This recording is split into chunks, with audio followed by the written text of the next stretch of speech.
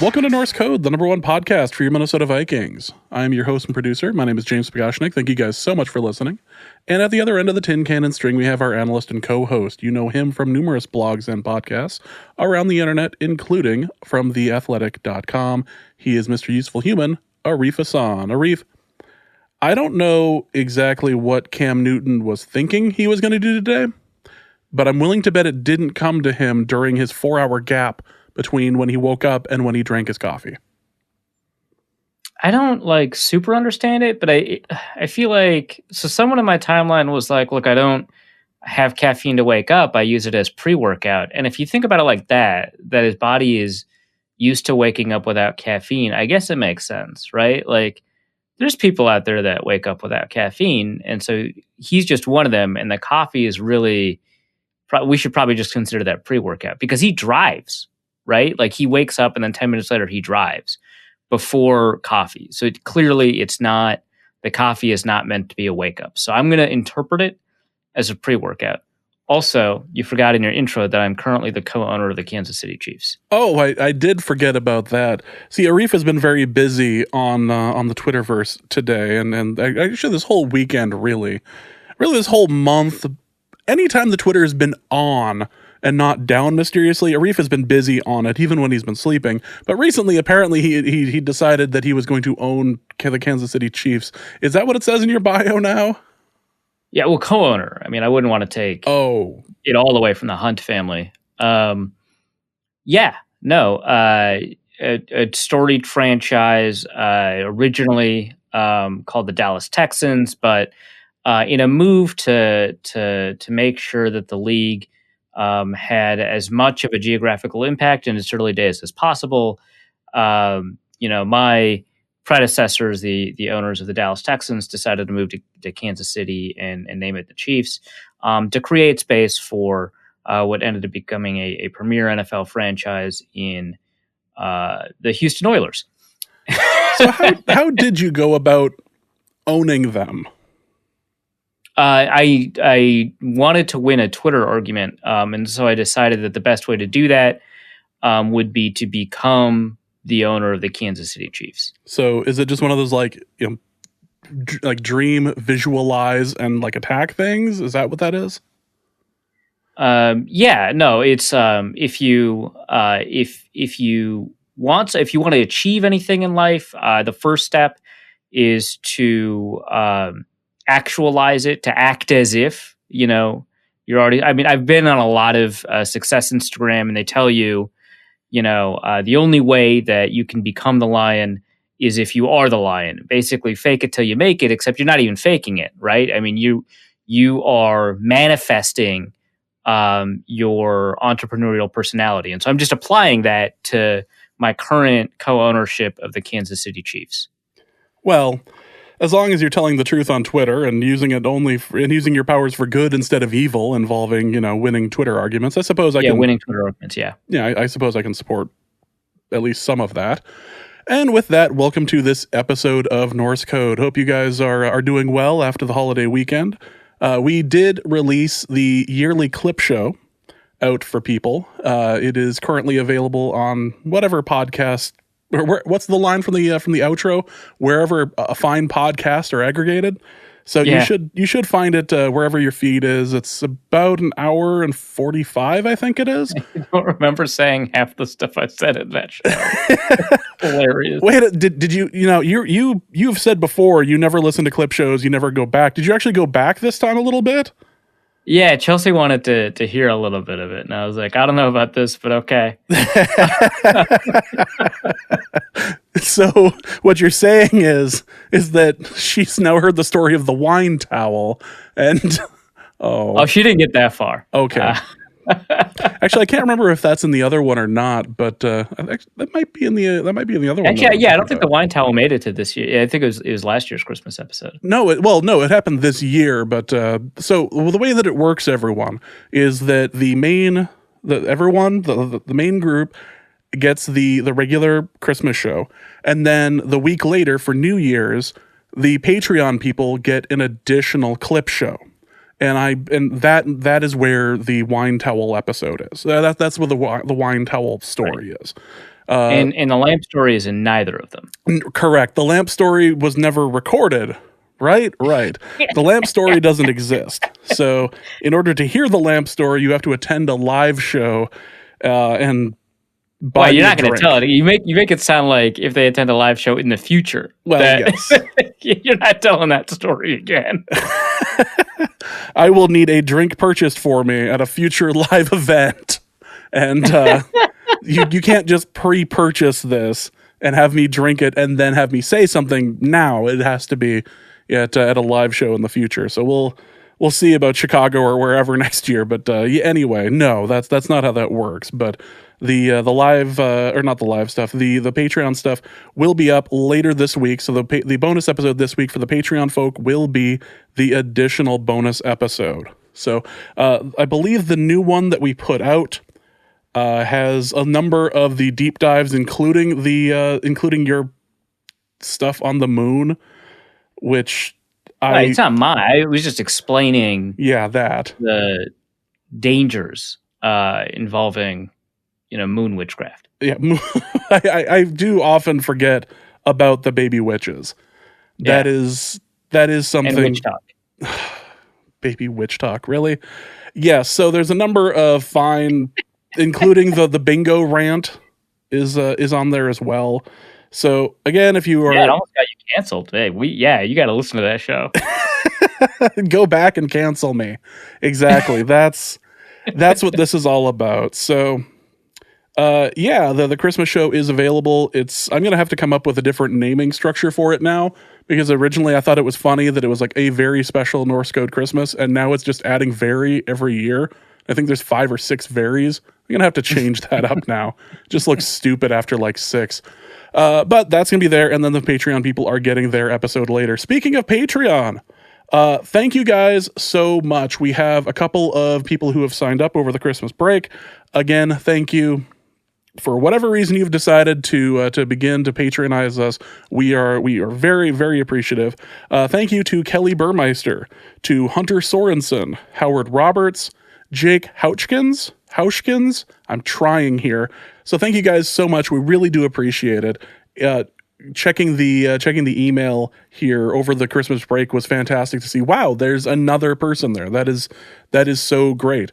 And if you are a person who is subscribed to Patreon, you can join the Zoom watch along, which will be happening on Sunday at noon Central US time. That will be happening on Zoom. I'll send the link out on Sunday so that you can access it. We'll be watching the game. We'll be making fun of it, laughing wild amongst horrific woe at this run defense that is just so terrible that we will be discussing in the game review in just a moment. But we will be doing the Zoom watch along, and it was a hell of a lot of fun the first time. The live show that we did over Zoom was great and also a lot of fun. So we're hoping for the same amount of energy and possibly a special guest. So if you guys are interested, head over to patreon.com/NorseCode. $3.50, tree fitty to help keep the Loch Ness Monster at bay is all it's going to take in order to interact with us over there. So head over there for the game on Sunday. Also, our apparel, another baby onesie got purchased over at norsecode.threadless.com over in the collections area. So if you need a baby onesie for your child, head over to norsecode.threadless.com and get our wonderful faces drawn by the fantastic Drawplay Dave. All right, let's go to a brief review of the Saints game, because there really is only so much you can talk about when it comes to this game. And we're not going to be breaking down X's and O's. We're not going to be sitting here and talking about specific plays. Like on this play, they really although we could do to save ourselves time, really is just on this play, they should have stopped Alvin Kamara. Like that's all you can really say about this game. Or they should have been a tackle there. That should have been a tackle there. Yep, that should have been a tackle. It would have been nice to get more pressure on Breeze. It would have been nice to, touch him more than once in this game, like that sort of thing.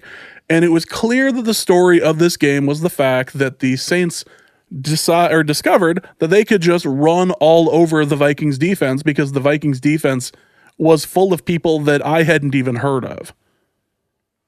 I'm not confident that they necessarily had heard of themselves. Trey Wingo being on Twitter saying, if you guys want to stop, if you guys want to like win, you guys got to have, stop, oh yeah, this is a picture of Alvin Kamara. Tackle him. It's like, dude, they don't know who anyone is. These people are like still wet from the womb. Right. Yeah, no, I mean, it was pretty brutal, right? I mean, the Vikings were down to Hardy Nickerson, but not that one, Hardy Nickerson Jr. at linebacker. Todd Davis, who'd been actually a somewhat of a regular because of injuries, played a little bit. I expected Ryan Connolly to play. I think he only got one snap. Blake Lynch was there as well, just kind of showing up, an undrafted free agent saying hi. The undrafted player from Baylor named Lynch. I guess James Lynch, playing defensive tackle, was not getting as many snaps as him. So I don't know. But yeah, I mean, the linebacker situation was pretty rough. And it showed. I mean, there were more missed tackles in this game than I recall. And maybe I could do it's not that worth it to like look into whether or not that's a record. At least at this time when I've got like deadlines to do other stuff. But there were more missed tackles in this game from a Vikings defense than I can recall. PFF records 15 missed tackles, 3 of them from Jeff Gladney, which is super unusual. I mean, he's been such a great tackler for the Vikings. 3 from Anthony Harris, also unusual. 3 from Harrison Smith, also unusual. 3 from DJ Wanham. No idea if that's unusual. He's a rookie. 2 from Hercules Mata'afa, which I feel like is not unusual based off of what we've seen from him. And then 1 from Eric Wilson, which is somewhat typical for him. So, yeah, and this is maybe the worst game we've seen from Jeff Gladney, not just from a missed tackle perspective, but he also allowed 7 targets, all to be caught for 145 yards. I mean, just like absolutely brutal. This is a good way to put it is everyone kind of remembers how poorly Harrison Smith played this game, right? I mean, like that's established, right? I mean, there was that huge whiff that everyone remembers, and I think a bunch of people tweeted out that he's washed. I'm not sure that that's like a fair reaction or anything like that. But yeah, Harrison Smith, objectively, I think everyone agrees, played a pretty poor game. He was also the highest graded defensive player per PFF. And these are not mutually exclusive. I mean, his grade was a 62.8. If you do literally nothing, you get a grade of 60.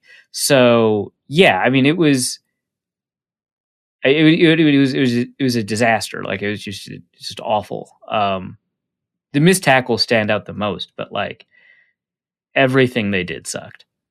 I was going to go in on like a thesaurus and be like, these are words that help describe the run defense this particular game. Abysmal. And then just go from there. It was, it really was just an atrocious showing by the defense.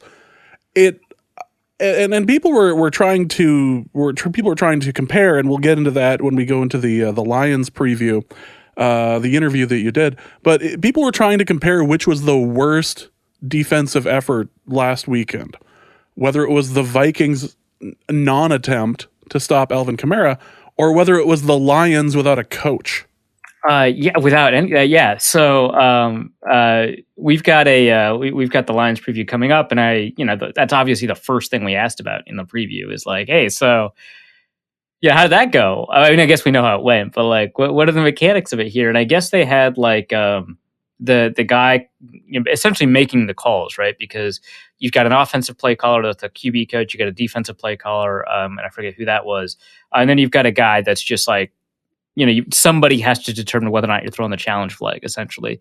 And that guy was like, I don't know, the director of analytics or something. I don't remember. It's, some Nate Silver dude. Like, I mean, that's how bad it was, right? Some Nate Silver dude being like your like hopeful position on an NFL franchise one day. You're like, I just want to be the guy who tells them to go for it on 4th. Essentially, which, yeah, it didn't matter, right? Because Matt Stafford just got injured right away. He's just like, and that's the problem, right? Which we talk about a little bit in the interview too, is just like, yeah, I mean, what caused like the Lions to implode so much? Is it the fundamental lack of talent exaggerated by the fact that there were so many injuries, or was it the lack of coaches? I mean, it's just tough, right? Yeah, just a whole mess of miserable. I got a text from a friend who's asked, what if Matt Patricia was really a defensive god and he was the difference between their like little pup squad giving up 25 a game to giving up 47? I was like, I don't want to live in that reality. No, that's not true. There's no. They had a quality control coach calling the plays. Like it doesn't count. No, I want to believe, but you're not going to be able to talk me into that necessarily. So it cannot be understated just how bad the Vikings defense was against the run. This was a defense that allowed Alvin Kamara to tie the record for most touchdowns by a running back in a game, with 6. And the only reason he didn't get 7 was because, in my opinion, Sean Payton decided he wanted to prove that it wasn't just Alvin Kamara that could score on them. He wanted to have Taysom Hill do it just to say that he could. Just to say I don't that know he that would. The Vikings have played a more trollish coach. No. And the rivalry between the Vikings and the Saints really is just, it runs deep. It's a beautiful thing. And the fact that he did that with it, I just remember just looking at the TV going, what balls on him? Like, not the fact that they ended up bringing out Kamara one more time for another touchdown just to tie the record, but just, no, you know what? I'm going to score on you with someone else, and it's going to be on a run, and it's going to be Taysom Hill, and you're going to have to like it. Just, ugh. It's just brutal. Like, I mean, I wouldn't say it was like a statement game, but like they treated it like one, which is about as humiliating. Yeah, I think that's a very fair assessment of it. This was a Viking squad that was limping into the game at best. Limping might even be it might be like overselling it, or underselling it rather. This was a team that was getting wheeled in on a cart and being told to play. Like, okay, but we don't have any players. Right. I mean, like of the starters from the beginning of the season that you would have expected to play for the Vikings, what they had 2 of them, just the 2 safeties, right? Because also Shamar Steffens, so 3 of them. But like, yeah, I mean, you didn't have the nose tackle that you signed. You didn't have the edge rusher that you just extended. You didn't have the edge rusher that you traded for. You didn't have either of the linebackers. The 2 corners are out. One has been waived after he was put on injured reserve. The other one has just been benched for being bad.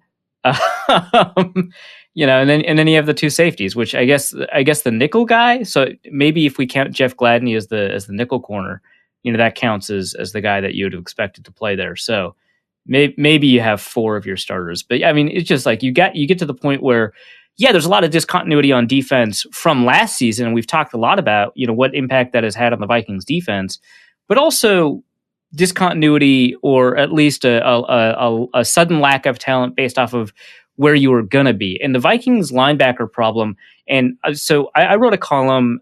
It's probably going to be up by the time I already submitted it, so now I can actually say this. It's probably going to be up by the time most of you listen to this. Most of the time I say that's like not true because I'm still writing it and I'm like frantically hoping to turn it in on time and I fail, but I actually submitted it. It's about like 4,000 some words, and I'm going over like what went wrong this season. So I don't want to go into too much detail here because this podcast is not usually 4 hours long. But also there are points where I criticize the Vikings for the investments they've made at particular spots. Like, wide receiver 3, I think, the Vikings have made a lot of investments there. I don't think that those investments are concurrent with the investment that you need. So like they've continuously thrown bodies at the position and signed new players, right? Like Tajay Sharp and Kendall Wright and KJ Osborne and Rodney Smith and Stacey Coley.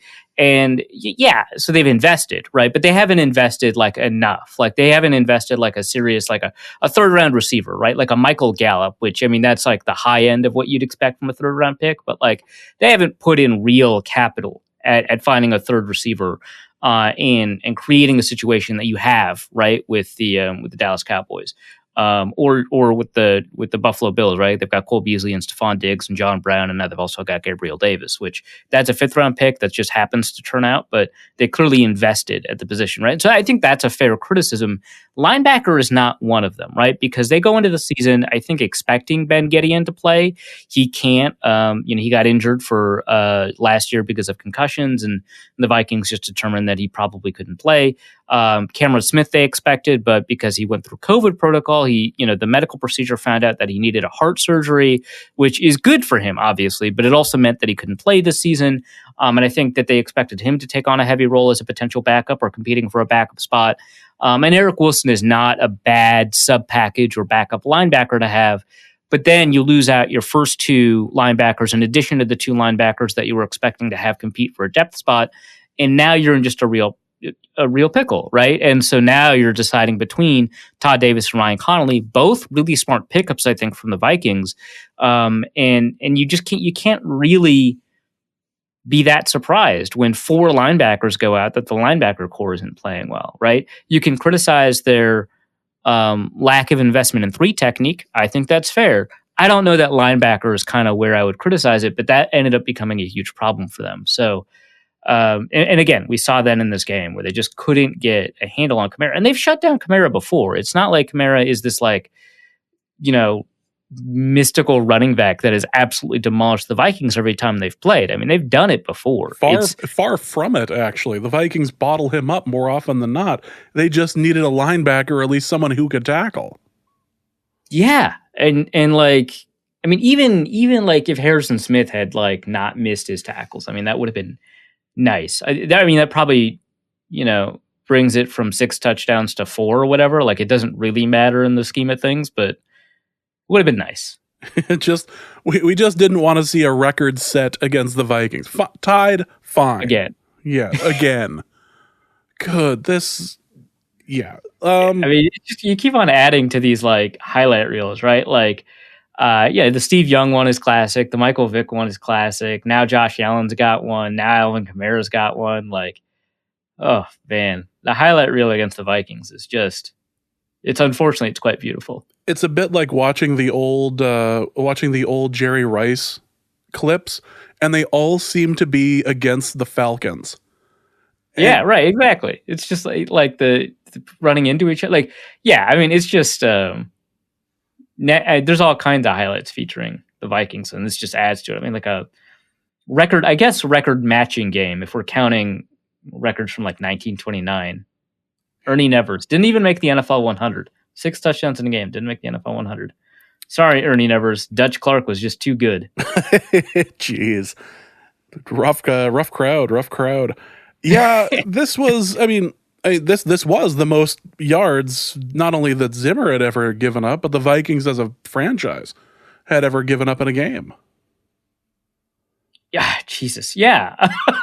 And you say, 6 touchdowns for Alvin Kamara, and you're like, that's a hell of a lot of touchdowns. It was a career day for him also in yards for 155. Also, Drew Brees still threw for 311. And I think this was a record for the most first downs they've given up in a Zimmer game, too. I can look this up real quick. Latavius Murray, 72 yards. This was... I was talking about Latavius Murray having a career day as well. Taysom Hill, 18 yards. Rush from Emmanuel Sanders went for 12. Michael Burton got 10. The fullback got 10 on two rushes. This was amazing to watch. And you know what? Fine. I will admit it. I was cheering for Kamara to get that 6th touchdown just to say that he got it. And I called Sean Payton a coward for taking him out for the other one. I was like, you know what? Just run it up at this point. It doesn't matter. Burn the whole thing down. I'm an NFL fan at this point. I just want to see a record set. This looked like every bad game of Madden that you rage quit after the first half. All right, let's see. We get first. I can look by first downs. That's great. Yeah, that's good news, everybody. I can sort games by first downs. So this is the most first downs the Vikings have ever given up in the Zimmer era, but it is tied for first. I bet you can't actually. I bet you can't figure out what was actually number one. For whatever reason, my thought is the 49 or 48 nothing Giants playoff game. Am I close? Oh, I didn't actually include playoffs. So, and this is in the Zimmer era. Oh, this is in the Zimmer era. Was it last year against San Francisco? Let me include playoffs real quick in the search and see if that still happens. No, it was not San Francisco, which doesn't even appear actually. Well, it wasn't. That wasn't regular season. So if you're including playoffs, then no, I just included playoffs gotcha. In addition to the regular season just now. San Francisco 21 first downs in that game, and a reminder, this one was 36. Holy.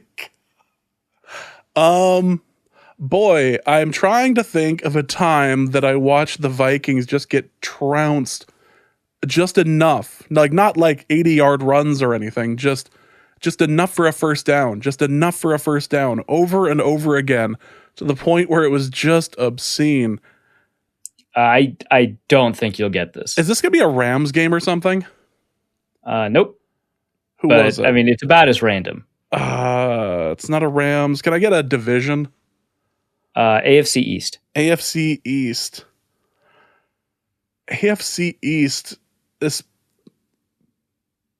isn't some, like, if you're saying random, my first thought is, well, it's not going to be a Patriots because that would be expected. It's the Miami Dolphins 2014. 2014. So I remember the 2015 game against the Dolphins, but the 2014 game I remember because the Dolphins had figured out the match zone principles that Zimmer used, and they just ran crossers over and over and over again to beat them. And that was actually a really good game from Teddy, but the Vikings lost 35-37. I think that was also the game with a blocked punt, which doesn't count in the first down count here, from Terrence Fede. That was the game where people were trying to figure out like how the Dolphins did what they did, and one of the leading theories was, they got a playbook, like they just knew what the Vikings were going to scheme on defense, like somebody talked. Like I mean, that's what it feels like, right? I mean, Mike Wallace. This is actually before Mike Wallace became a Viking, so he. Sorry, I was thinking about this the other way around, but yeah, just brutal. Yeah, the last score of the game is the one that killed the Vikings because the Vikings were tied 35-35.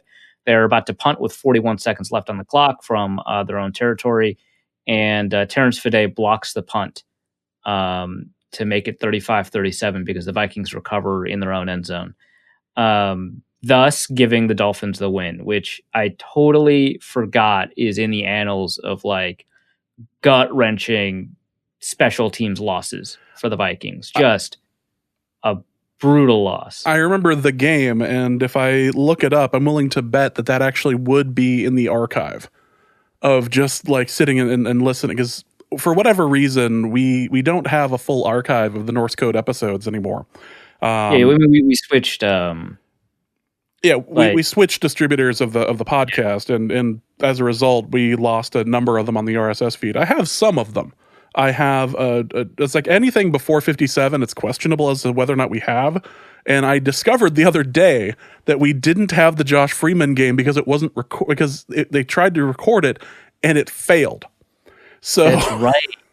And this is also probably our fault because the preview game we got Coach Esser on, and that was like a 6-hour pod. Yeah. And and I don't have that anymore.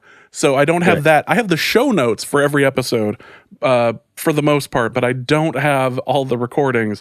And that is one I don't have. But actually, no, I take that back. I found the recording of that episode because I have the version that Dusty put out saying, so we recorded a review of the Josh Freeman game. It's lost in the ether. So now you can just listen to this review of the rest of the NFL while we try to ignore what we just watched on Monday night. It's like, actually, I found a copy of that, but it was only the version that was put out and not the actual Josh Freeman review. I was actually looking for that earlier this season of all things, because somebody had asked for it. I was like, I wonder if I still have that. Let's get back to the game for just a moment before we transition away from it, far, far away from it, that we never have to deal with it again.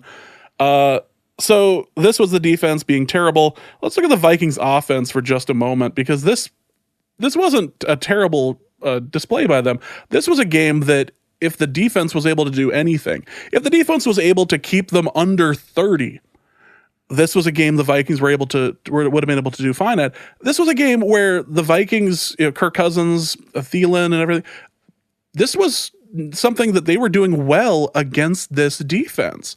Thielen had 97 yards, Jefferson had 85, Irv Smith and Conklin 53 and 31. Like, this was a game where, at least through the passing game, they weren't terrible. Yeah, it's actually kind of easy to forget that, but at the end of the third quarter, the Vikings are only down by 4 points, right? It's 27-31, and then the Saints scored twice in a row was really the issue there. And so this was actually there wasn't really like a garbage time exception here. Like, sometimes we'll make an argument that, like, that Packers game at the beginning of the season, which, by the way, ranks third in the number of first downs ever given up by a Zimmer Vikings defense. The Packers game at the beginning, you could say, well, a lot of the points that were scored were against a relatively soft defense. The Packers had kind of checked out, were playing soft coverages and wanted to clock. Here, that wasn't really happening, right? And so the Vikings were essentially going with them blow for blow through the first three quarters. They score with essentially a 2-minute drive, which, one of the only times we see that. And it occurred, was it a Thielen touchdown? It was like a 1-yard Thielen touchdown. There was like a penalty that was enforced afterwards. They attempted a 2-point conversion to Jefferson that didn't work out, but there were 2 minutes left on the clock, and obviously the Vikings would have, they were down at that point by a little bit too much, but for the most part, the offense had kept up by, they had a pass to Irv Smith for a touchdown. I think with 2 Irv Smith touchdowns, I want to say. They had a Mike Boone touchdown. 2 Irv Smith touchdowns both in the third quarter. They had a Mike Boone touchdown in the second quarter. But the Vikings were keeping pace. There was never a moment, I don't think, where they led. But there were a lot of moments where they were down by 4, down by 3. And so, they kept up offensively for quite a while. And then the Saints just kind of got away with it with 3 scores in the fourth quarter. So, the offense performed reasonably. The only exception is the offensive line. I don't really know what happened to Riley Reif, because the first half of the season, he was playing lights out, and here's how well he was playing. Despite the fact that in the last 3 games he's been somewhat suspect in pass protection, especially against the Saints, he still ranks as the 10th best tackle in pass blocking efficiency. That's how high level he was in terms of his ability to protect the passer. For the first, 10 or so weeks of the season, it was week 11 was, I think, the Dallas game, and I think that's kind of where it feels like that wasn't happening anymore. But he played really poorly, which if he's playing poorly, you don't have a lot of tolerance, right? Because Dakota Dozier is just going to play badly, which he did. Garrett Bradbury had a bad game. And so now you've got 3 of your offensive linemen just not doing anything. And so that was a problem, right? Is that, we saw Cameron Jordan pressures. We saw pressures from, I think, David Onyemata as well, up the middle. But Justin Jefferson was playing fairly well. Would have been nice to see him a little bit more involved, but the less involved he was, the more involved Irv Smith was. Kind of a breakout game for him. Kirk Cousins, I thought, was playing all right. It's like another situation where, it's, if you're figuring out who to blame, Cousins is not in the top 3 again, right? Like, how dare Cousins not tackle Kamara when he'd be running by him every time at the in the red zone?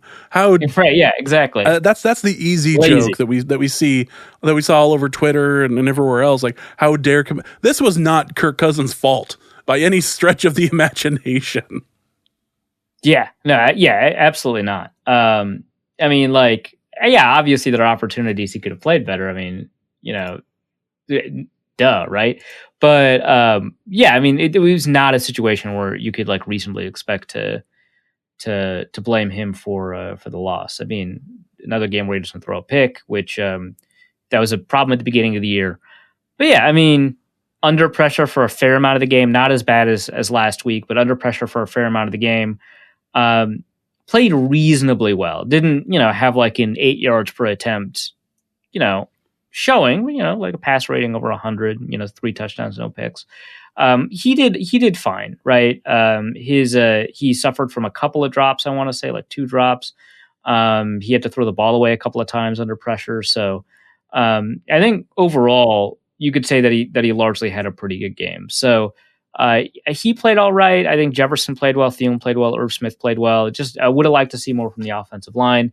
Like Dalvin Cook was like he played fine. Like I don't like the offensive line didn't give him as much room. In fact, I was kind of surprised to find out that after the game that he actually averaged 4.9 yards a carry. It didn't really feel like it, right? Like he was playing well, but it didn't feel like he was averaging like 5 yards a pop, right? No, it didn't. And one thing I wanted to just quickly mention here is there was a fascinating matchup throughout the game that I spent most of my time watching, and that was Justin Jefferson and Marshawn Lattimore. And cooked them a couple of times. It really that's the sort of thing, and correct me if I'm wrong, that's going to be the sort of matchup where like in a year or so that Jefferson's going to be all over. Like he just needs a little bit more of like a savvy veteran, like pick up a couple of moves, pick up a couple of things, and he is going to be all over Lattimore. Yeah, no, yeah, I think, and Lattimore had a couple of good moments too in that game, in lining up against Jefferson. But yeah, the sky's the limit for Jefferson. You saw kind of what he can do with the amount of limited preparation time that he had going into the season, both as a rookie and one without a real offseason.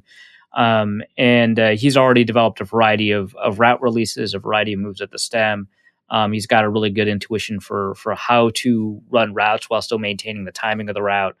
And he's got a great sense of whether or not he needs to float in the zone and kind of change his positioning in response to seams in the zone, and other times when he needs to kind of maintain his route path so that he can allow Cousins to be precise enough to throw where he needs to be.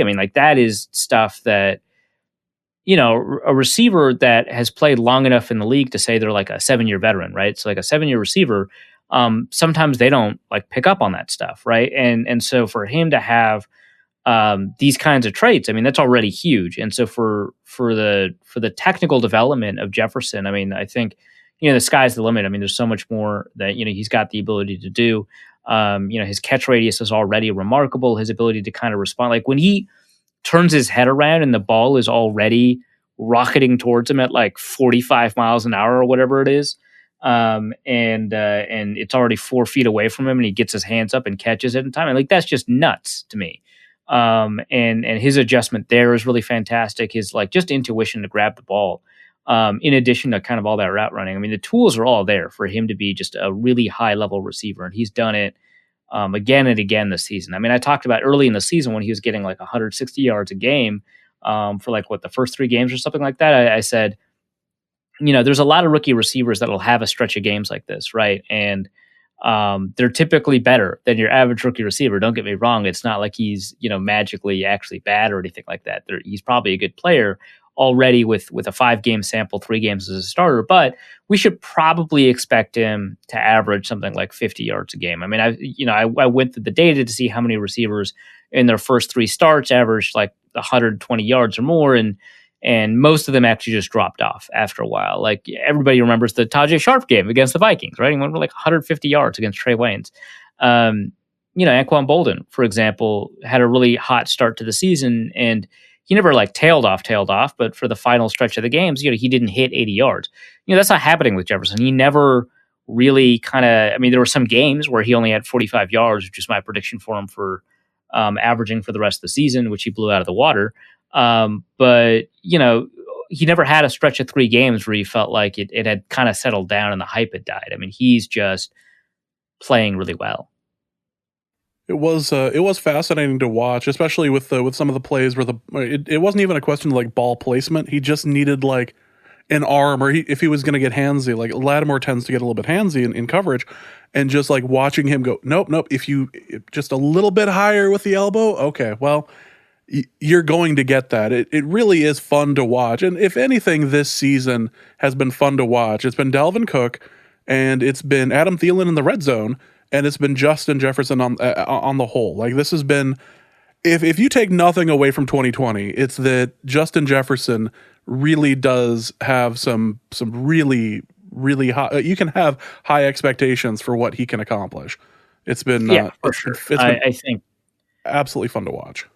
Yeah, I think that you can't I don't know if you can pencil him in for 1,200 yards next season, but I think that's a reasonable expectation. Let's just say this: he's going to be a hell of a lot higher this year when you look at your fantasy draft rankings than he was last year. Do you remember what they over back in August?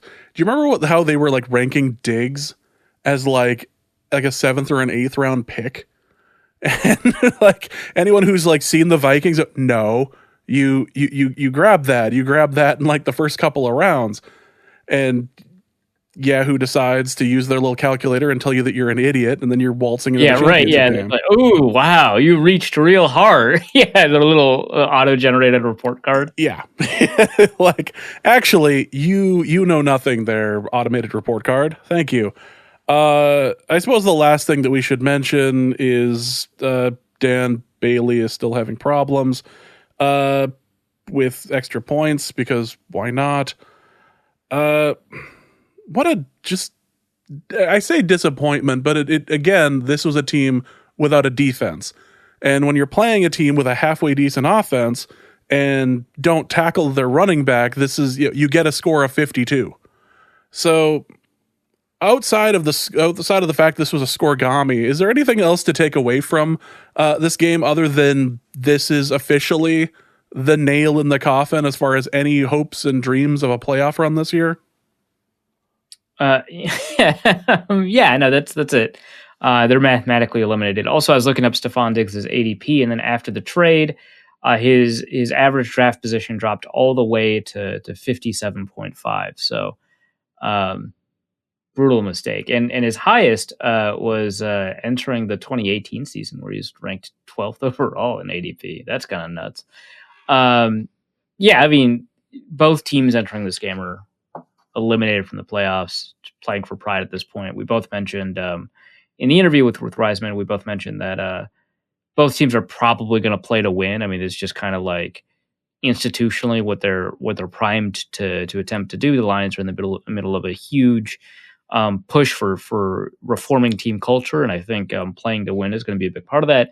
And obviously, I mean, we know about Zimmer and the Vikings. So unless it's a situation where your seat is locked, like last year, Week 17, I think that they're probably just going to play to win. Yeah, we'll definitely see about that. Well, let's close the book on the hopes and dreams of the playoffs for the Vikings this year, and let's close the book on this on the Saints game. And this is going to be a game that in the future, Saints fans will point to their Kamara jerseys whenever you see them, and there's a Vikings Saints game, and just make sure to have your Diggs jersey ready.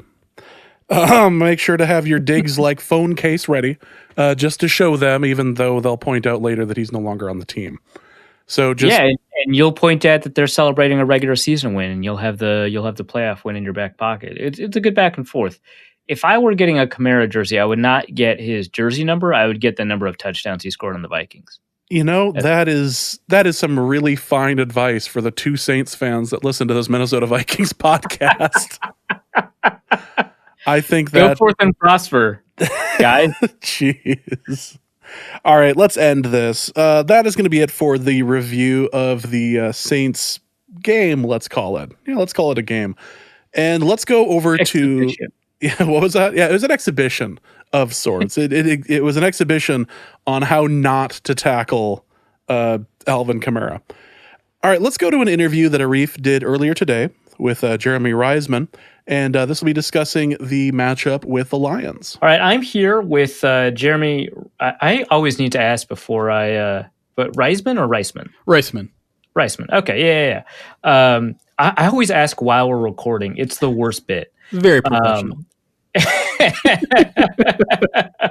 Who had the pleasure to write about the Detroit Lions when they tested the league's durability at a position I didn't think we would need to test, coach. We saw a game without a quarterback. That went horribly. Well, if you loved that, wait until you see a game without any coaches. That went spectacularly, but it did teach us, maybe tough to tell with the Lions, no offense to you, but I think you agree, how valuable coaches are, because there's no way, maybe, possibly, that the Lions get that whipped without all of the hullabaloo surrounding the coaching problem, right? Okay. I understand. I mean, like, it was a very bad matchup, and you lose Matthew Stafford 4 plays into the game. That was going to be a blowout either way. Maybe not that bad of a blowout, but it was going to be bad. We agree that Chase Daniel is like the 35th or whatever best quarterback in the NFL, right? Sure. Yeah. Yeah. I mean, we've seen some of these guys that are clearly not that, and a wide receiver. And it seems like the NFC West will give us like 2 more candidates to be people who are not that. Yeah. And we've also all seen David Blau. So I feel like you had like not an opportunity to win, but an opportunity to have like an NFL level showing, right? And we didn't get that. No, we definitely didn't. And yeah, I mean, there's definitely a case to be made that coaching matters a lot, and this is a perfect example of it. I mean, the Lions had 2 people calling plays that had never done it before. One of them who had never even been a positional coach anymore. The guy who was calling plays was Evan Rothstein, who was one of the heads of research and analysis. Apparently, it wasn't even a QC guy. I made a joke earlier in your DMs that like, do you get the QC guy in media availability? Or so it wasn't even that. It was. Yeah, I think maybe at some point in his career he had been through that. I mean, I'll be honest, I don't completely know. We never even got to talk to the guy before or after the game. Right. He's just kind of hiding in the shadows where he normally was. He wasn't even on the sidelines. He was up in the booth. So normally I would say that's like a bad move. That's like a weak, soft move but no, good on the Lions for not doing that, honestly. Putting him out there. Like, what's he supposed to say? Right. Yeah, that's true. And I feel, and honestly, I mean, you have to just feel horrible for everyone that was involved in that were just thrust into roles that they weren't prepared to take and get just embarrassed on national TV. Thanks for having that one be nationally televised, by the way, NFL. Yeah, incredible. Yeah, I can't wait for, I assume that The Athletic is going to write it, the oral history of that game and how they managed that game. I don't know. Maybe it's The Athletic. Maybe it's going to be Detroit Free Press. I don't know. Lions Beat's actually like pretty good. Like there's a good set of reporters. We're stacked, and I'm definitely not even including myself in that. Right. It's undeserving for a team of this quality, honestly. Speaking of, we get to talk about teams, plural, of this quality. What are the Lions playing for? And I don't know the answer on the Vikings end, but I don't have to.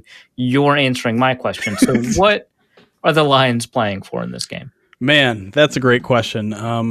Building every single person that will be on the sidelines is just playing for their resume, because I would say no one's job is guaranteed in Detroit next year. Almost literally everybody.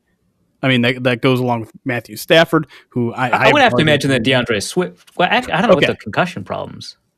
No, Swift is safe. Hawkinson is safe. You have to imagine Frank Ragnow is probably safe. Jonah Jackson's probably safe. The punter is probably safe. Jack Pro Bowler Frank Ragnow, which actually Lions have 3 Pro Bowlers for a team that doesn't get a ton of market. Shockingly, a deserved offensive line Pro Bowler. Right, yeah. And those are the toughest ones to come by, especially when you don't have like a 1,000-yard rusher or a quarterback that didn't get injured 3 times in 3 games. Yeah, because he's had a great season, I think, especially from like week 3 on. So, yeah, we'll talk about that in a second. But first, so I assume the Vikings are going to play to win. I assume the Lions are going to play to win.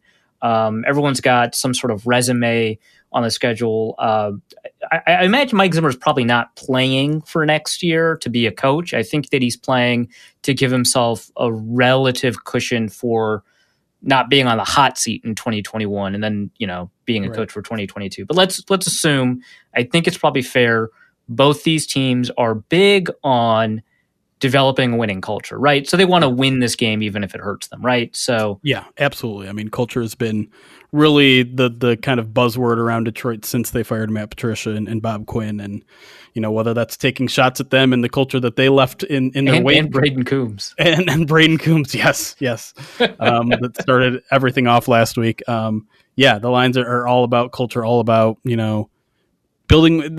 I think the interesting thing that they've been saying is they want to build a Lions culture, and I think that was a shot at maybe their last decision in trying to build what quite obviously was the Patriots culture here. They're trying to form their own identity. Oh, yeah, that's a good point. And whether that actually means, I don't know what that means. What does it mean to create your own identity? Restore the roar. Come on, dude. Yeah, hashtag one pride. Sure, whatever that means. You're still going to have to hire a coach that is going to be bringing philosophies from another team, another coaching tree. I don't know what it means to build a culture. I don't know what it means, what a Detroit Lions culture. I don't know what it means to have a blue collar team. I think every team has a blue collar mentality, and I'm kind of sick of using that. Detroit, it's the cradle of auto manufacturing of the 1990s of the United States. It's all about making sure everybody has a friends and family discount to General Motors. Yep. It's about pretending that the rest of the country cares about Motown. Jesus. Whoa. Okay. Okay. That was a bit much. Motown Step too far. Among the genres, Motown's up there. Don't start coming for Detroit style pizza. Otherwise, I'm turning. No, I would never. Okay. An elite pizza style, and I say that completely unironically. Absolutely love it. Underrated.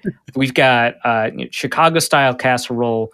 We've got St. Louis style catastrophe. Yeah. You've got California style, which is fine, but it's basically just a cracker thin crust. It's fine. It's pizza light. Right.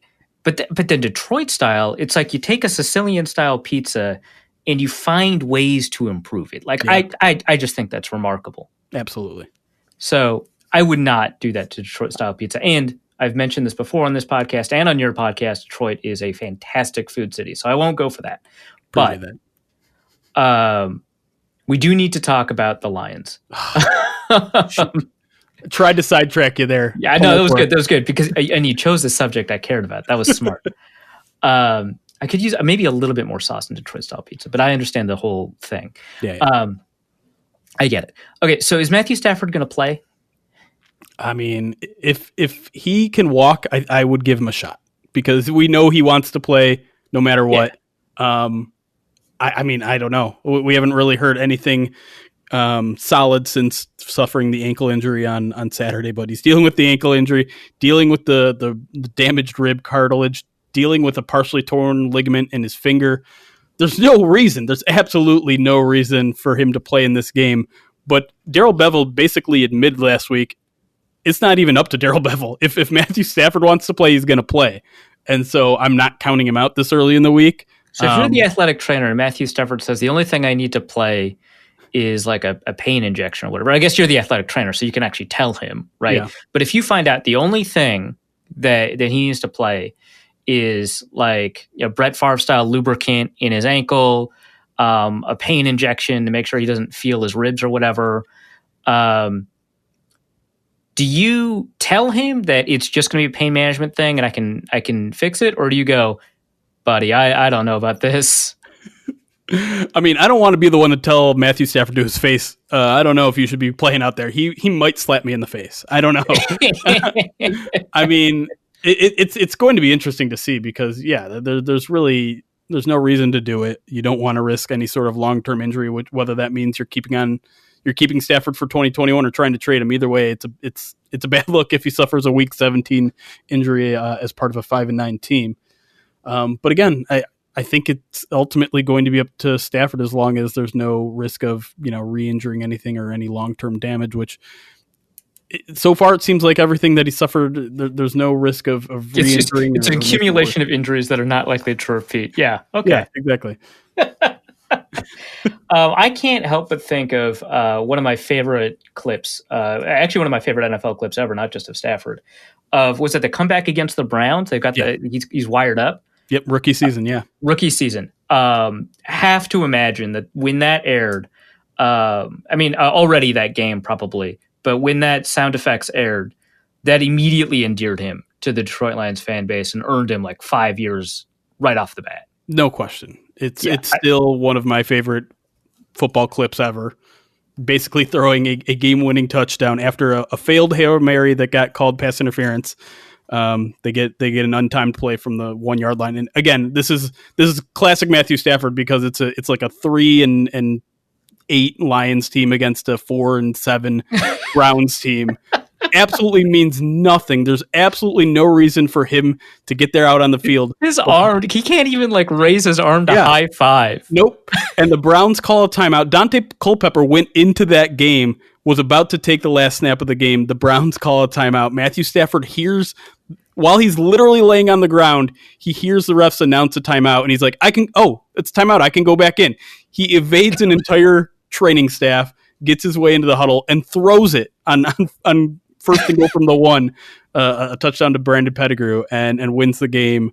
It's an incredible feat. If you haven't seen it, definitely go. It's one of my favorite NFL clips ever. It's incredible, and it's also medical malpractice. But, no, absolutely. But it's also why Matthew Stafford's going to force himself onto the field exactly this week. So if you wanted some evidence as to why that is. Okay, so I'm going to say he's likely to play.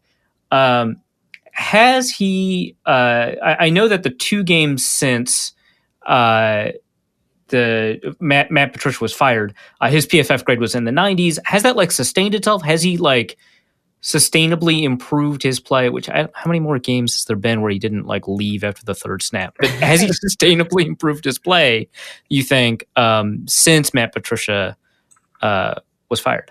It's still hard to tell. I think it's only been 3 games because obviously you can't count anything from that Buccaneers game. But yeah, I think he played quite well in the Bears, Packers, and Titans game. And you can say, those aren't the greatest defenses. Bears are obviously pretty good on defense, but Packers and Titans have their own issues. Yeah.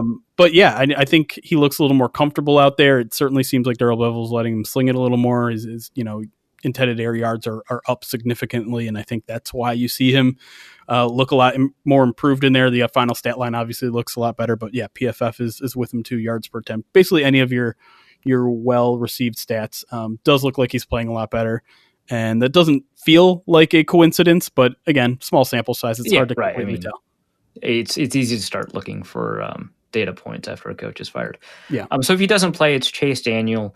What is your confidence level in like the clipboard Jesus, but without the personality?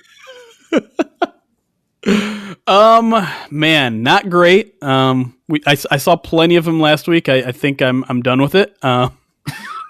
I mean, they for whatever reason they brought in David Blau in the 3rd or 4th quarter in that game. I can't say reps, man. Yeah, I guess. The best quarterback Purdue has ever produced, bar none. Don't look that up. But yeah, I mean, Chase Daniel doesn't bring a ton of interesting abilities to the game. He's not accurate. He can run it a little bit, but he kind of looked like a statue in the pocket on Saturday, and maybe that's just the fact that he's like, oh, I didn't expect to be in here. Like, Matthew Stafford's a warrior. I can kick back. I don't need to play again. But alas, he got in there. The Lions scored literally 0 offensive points in that game. Their only touchdown was a punt return, which was a miracle in its own that they forced a punt in that game. But yeah, I mean, we haven't seen the offense move at all under Chase Daniel. It might be able to move a little bit under Blau if they decide to give him. I mean, who knows what's going on inside of everyone's head right now? Like, if you're Darrell Bevell, are you just trying to get some young guys some work, knowing that there's a pretty good chance that you won't see any of that pay off next year when you're not on the team? Yeah. Who's he developing for? Yeah, that's a good point. David Blau or Jeff Driscoll? I like Jeff Driscoll, honestly. Yeah, he was kind of fun. I mean, he would be. Yeah, I mean, you can run it a little bit. He loves to throw it deep. Yeah, and I thought he was a good pairing with Darrell Bevell, and so I was kind of surprised to see the Lions just kind of let him go. I don't know where the heck he is now, but they wanted the ultimate QB room guy, Chase Daniel. I get it.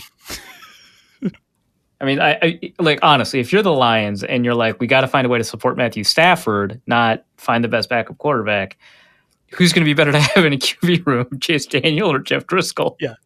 The 12-year veteran Matthew Stafford needs that clipboard holder.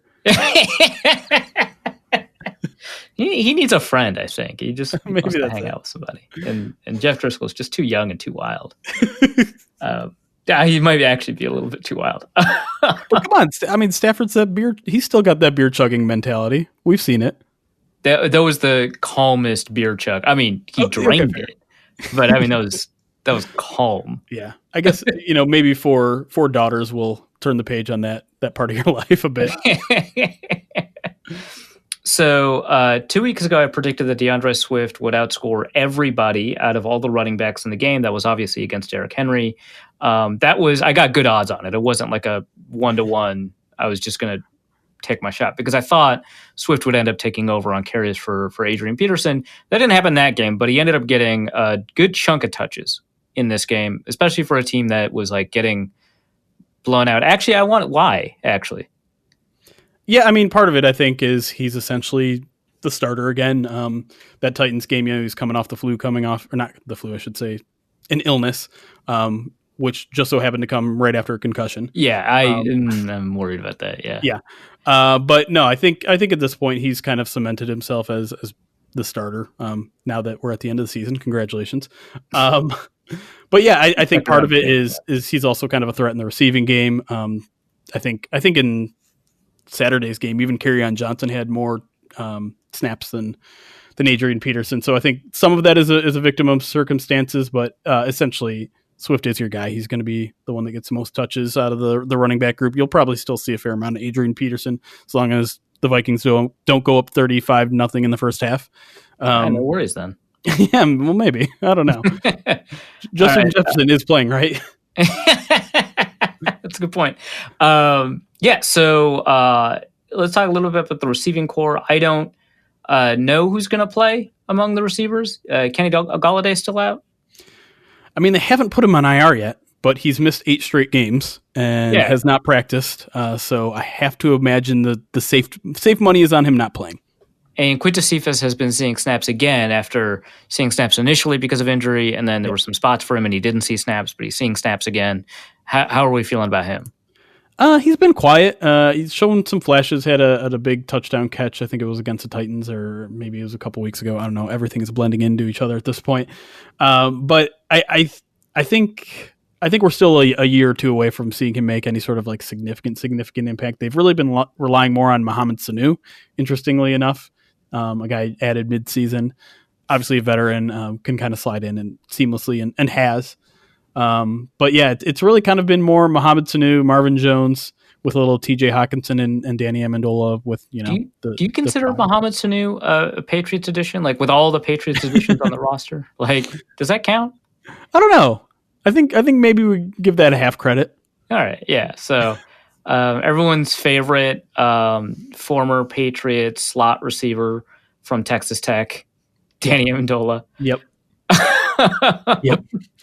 There's no other ones that also played for Miami. Don't look that up.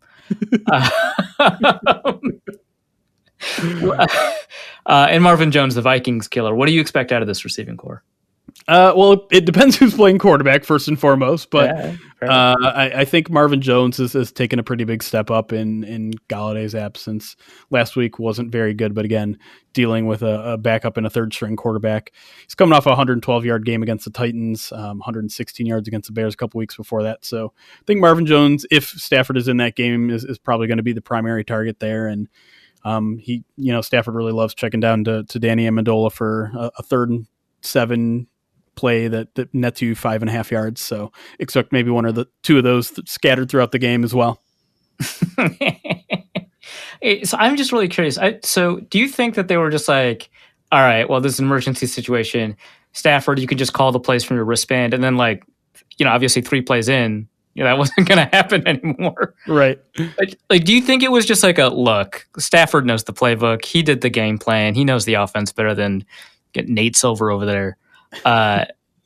You can call the plays, and then was that what happened? Do you think? I mean, probably not. Stafford was even asked, I think midway through last week, would you be comfortable essentially just calling an entire game on your own. Could you do that? And he said, no. He surprisingly said, no, I think I need an offensive coordinator. I think I need someone calling the shots so I can focus on other things. Huh. All right. And it's kind of an interesting answer. And, the play caller was Sean Ryan, the quarterback's coach. So obviously, Okay. Stafford probably had a pretty big hand in the game plan. And really Darrell Bevell did too. I mean, he couldn't be at the practices, but he was watching them live via Zoom apparently, and giving corrections in digital meetings afterwards. And obviously, he can still kind of You think he was on like a little like the Segway with the tablet on top? I really hope so. That's all I was picturing last week. 5 of those zipping across the field while the play was happening. I mean, I kind of wish they would have just allowed them to do that during the game. That would have been amazing television. Oh yeah, absolutely. Let's talk about this offensive line a little bit. Obviously, talk a little bit about Pro Bowler Frank Ragnow. Who is playing right tackle? Is it Big V or Tyrell Crosby? This I don't think this Arlad's chart is right. Yeah, it's mostly been Halapuli Vaitai, but that's only when when everyone's healthy. Sometimes it is Crosby. Crosby has missed the last couple games with an injury, so it's been Vaitai who went through his own concussion protocol last week, but made it through it and ended up playing. So it's been Vaitai at right tackle lately, Odi Ibushi at right guard, and then whoever's healthy at center right now, which again is a fun little discussion to have because Frank Ragnow has a fractured throat. So, that was wild, by the way, that he kept playing through that. Yeah. So Joe Dahl, has he snapped the ball before that game? I thought he was a guard at Washington State. He was mostly a guard. He had taken reps at center through training camp. Basically, ever since he's landed in Detroit, he's kind of been like that emergency third string guy. He was the guy who entered the Tampa Bay game as the starting center, but that didn't last either because he got injured, and then the Lions started someone who, I'll be honest, I know absolutely nothing about, Evan Brown, who they added to their practice squad about 3 weeks ago and had to play him pretty much the entire second half of that game, which, I mean, I didn't see anything disastrous happen when I was vaguely paying attention to the rest of that game, so maybe he did an all right job. Yeah, I don't remember him from the draft boards, but it looks like he was a college free agent in 2018. So there you go. I don't remember that far back anyway. But player history: signed with the New York Giants as an FA, waived, practice squad, activated, waived, practice squad, signed by Miami from the New York Giants practice squad. So somebody wanted him back in 2019, but then he was waived. Yeah, I believe he did play in one game for the Dolphins. So that was essentially his second NFL action last week. Look at that. And then Cleveland picked him up and then put him on a practice squad, and then Detroit did the same. So good for Evan Brown. Just a nice, solid career. Ended up getting in a couple of NFL games. Hopefully didn't embarrass himself or anything like that. So Logan Stenberg, he's a Kentucky guy with like a reputation for an attitude. Has he ever seen the field? He has not. I think he did get a couple special team snaps somewhere here and there, but he's mostly been inactive on game days, which is mildly concerning considering all the injuries they're going through in the interior offensive line there. But if you saw him in training camp, you would understand. It's kind of a long-term project there. Didn't do a whole lot of passing the ball there in Kentucky. So yeah, I'm not shocked by this. Yeah. Led the FBS in penalties, I think. Yeah. Look forward to that. Mm-hmm. All right. Anything else you want to? We didn't even talk about the tight ends. Sure. TJ Hawkinson, the third best tight end to come out of Iowa recently. yeah, that's probably accurate. It's not really an insult, honestly.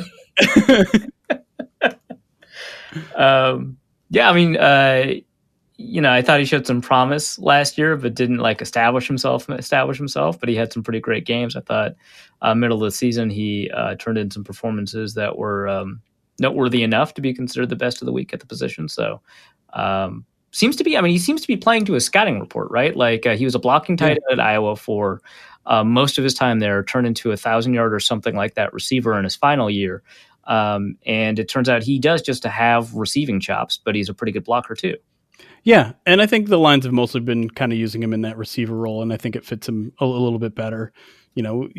Like any young tight end, he's kind of been up and down in blocking both in the run and the pass game. But he hasn't had a 100-yard game yet this season, yet he's up to 700 yards. So he's just kind of that steady force there up the middle of the field there. And, I don't think you could necessarily ask too much more of him given how much the Lions like to spread the ball. I think a lot of people, they pick him in the top 10. They want George Kittle numbers, and maybe he'll eventually get there. I kind of doubt it, but at the same time, you're getting a decent amount of production from him, and I think he's only continuing to grow.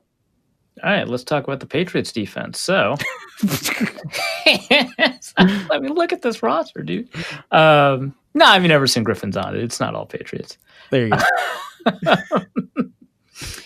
Yeah, okay. So we've got the player with the lowest pressure rate among all defensive tackles, John Pennicini.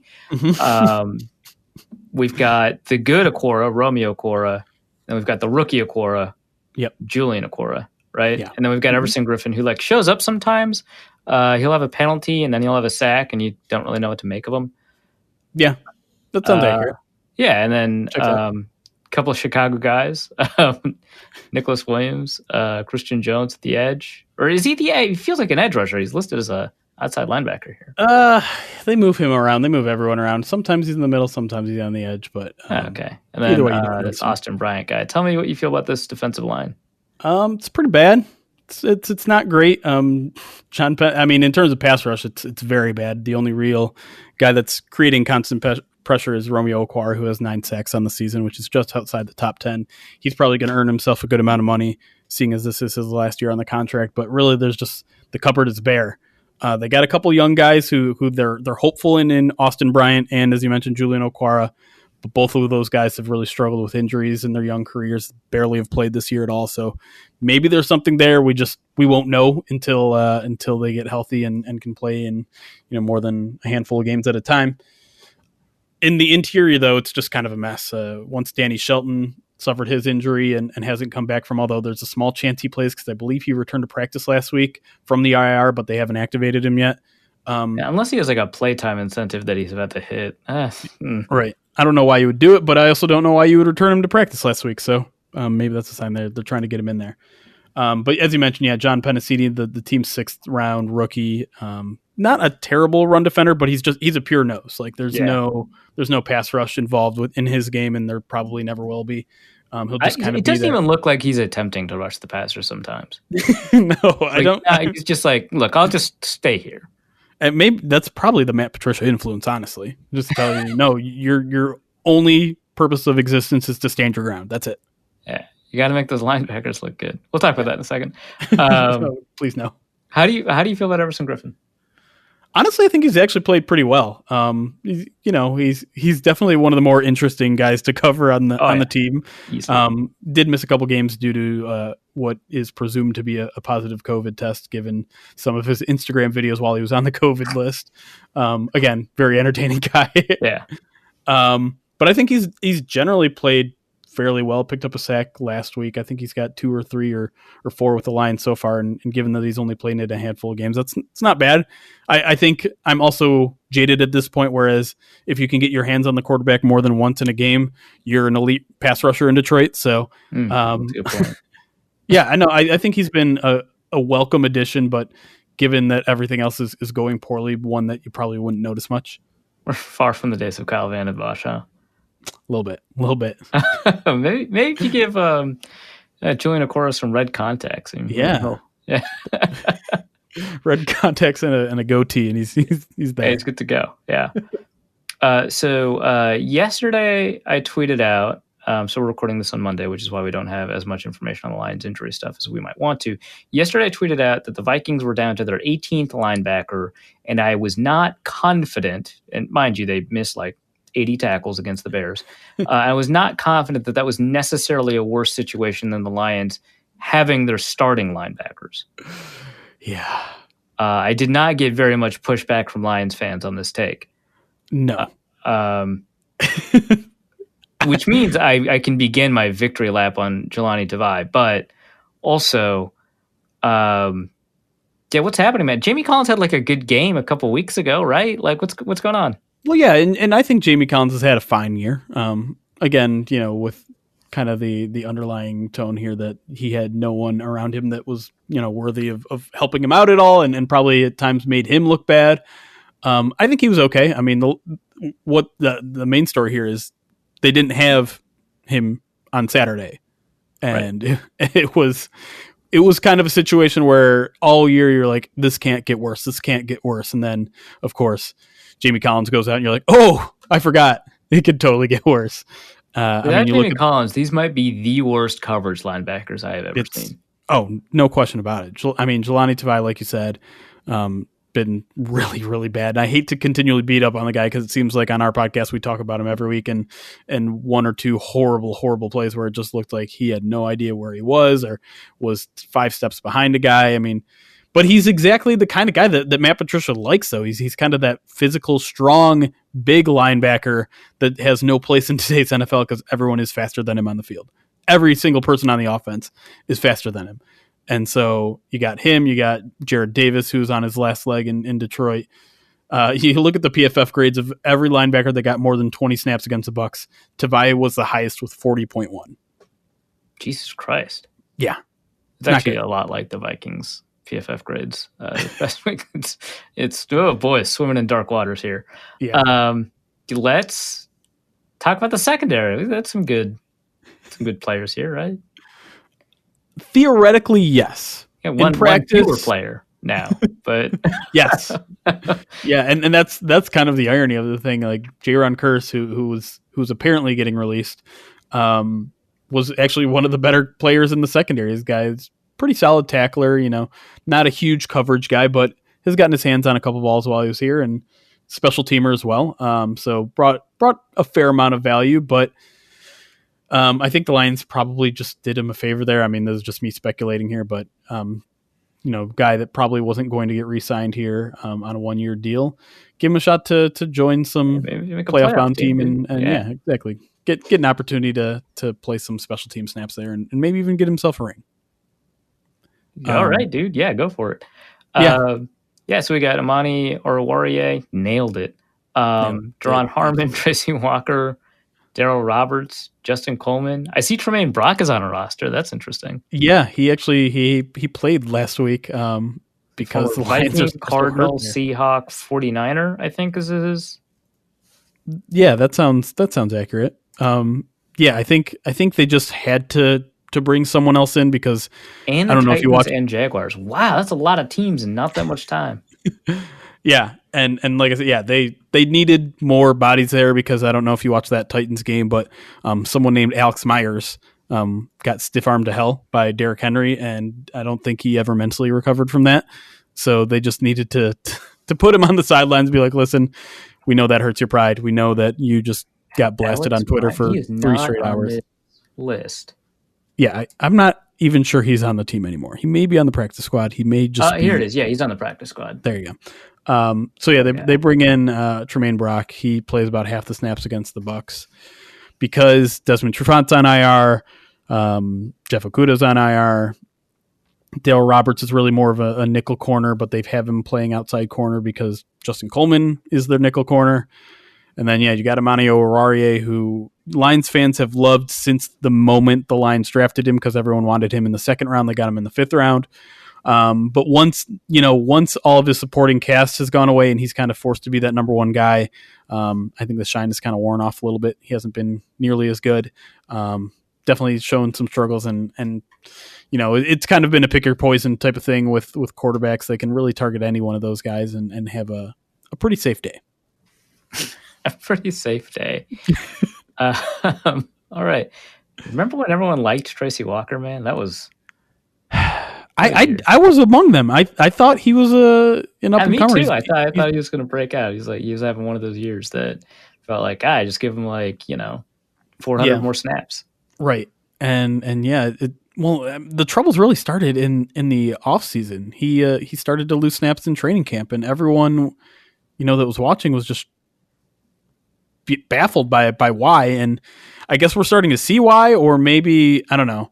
I mean, it could all be a coaching thing, man. Who knows? Yeah, I mean that's the underlying question, and I think the one that gives the Lions fans are trying to cling on with hope is like all these young promising players. Everybody who's bad was bad because of coaching. Yes. I mean, Deshaun Hand is another guy, and maybe I think fans got a little too excited after his rookie season where, his PFF grade was in the 80s, so everyone thought he must be amazing. And he's basically done nothing since. He was fine. I don't know if I agree with the 80s. He was fine. Yeah. I mean, still, like, you can't. It's good to have a couple of players who are pretty fine. This is a brutal IR list, man. Looking at this. Yeah. It's a brutal IR list, but at the same time, like, does Danny Shelton change his team that much? No. Does Desmond Trufant? Probably not. Does Jeff Okudah? Probably not in his rookie year. I mean, Trey Flowers. Trey Flowers is probably the one, yeah. The one where it's like, okay, you could have actually. I think you'd want Jeff Okudah, though. That doesn't matter. 5'9". Right. Or 5'10". I don't know. What's the record? Oh, God, it is 5'10". I called them 5'9" earlier. It's definitely 5'10". Yeah, I was like, no, the math is wrong. There's only one more game left.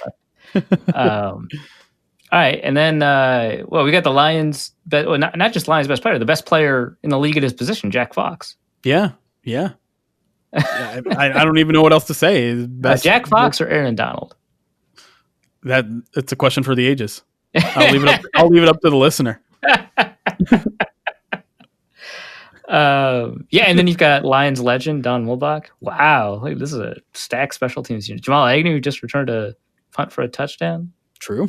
Matt Prater, pretty good, I guess. Yeah, he's lost his touch a little bit, but he still has the leg. He kicked a 59-yard game winner this year earlier, so still can kick the hell out of the ball. An opportunity for a game winner. It feels like years ago, but yeah, it did happen once. Listen, let's not get into potential game-winning field goals, Mr. Vikings. Yeah, I just said being in the game-winning situation. I can't imagine actually kicking the game-winning kick. That's wild. All those people watching. God. All right, so we went through the roster pretty quickly. Who's your favorite kind of under-the-radar guy? Can be on IR, kind of opted out, practice squad. A guy that might be starting that we don't talk that much about, although that's really not as much what I mean. Backup, young guy. Who's your favorite under the radar guy? Man, it's hard to pick favorites right now, and not because there's too many to pick from. Let's just put it that way. I mean, Jordan Thomas was on the practice squad. You could pick him. I don't know, man. Can I say Duron Harmon? I don't know. That doesn't feel like a satisfying answer, but I like Duron Harmon. About him. So, yeah, Rutgers' own Duron Harmon. Yeah, and he hasn't had a fantastic year, but I think at one point he was in the top 5 at safety in PFF grade about halfway through the season, maybe. It's kind of gone downhill since then. Beating out other Rutgers safety alum, Devin McCourty, is that? Probably accurate. I like him off the field as well. He's a true professional. He's definitely, we'll see where he goes next year. It's probably not going to be here, but whoever gets him is definitely going to get a leader. Definitely going to get a responsible player out there at safety. Not flashy, but in general, you won't see him out of position very often, and that's sometimes that's all you really need for a deep safety. So he's kind of fun to watch sometimes, but I don't know. I guess I'm a little excited to see more Julian Okwara. I do think he has some solid pass rushing skills, and we just haven't really had a chance to see it this year. Obviously, slow start to the season coming off that broken leg at Notre Dame. So he's a guy that I'm potentially hopeful for the future, but there's just not a lot on the field yet to point to as a sign that he's going to be, a full-time starter or anything like that. Have you gotten into draft stuff? Are you do you know who you want the Lions to draft? I am the type that doesn't like to watch college football too much during the football season and hates talking about the draft in season. So no. Do you know what position you'd like the Lions to draft? Defense, linebacker. I don't know if a linebacker. The thing is, I doubt there's going to be a linebacker worthy of top 7 pick or whatever the Lions are going to be picking at. Assuming if they lose this game against the Vikings, I think they're picking no lower than 7. But the quarterback talk is certainly heating up, and I'm not 100% against it at this point.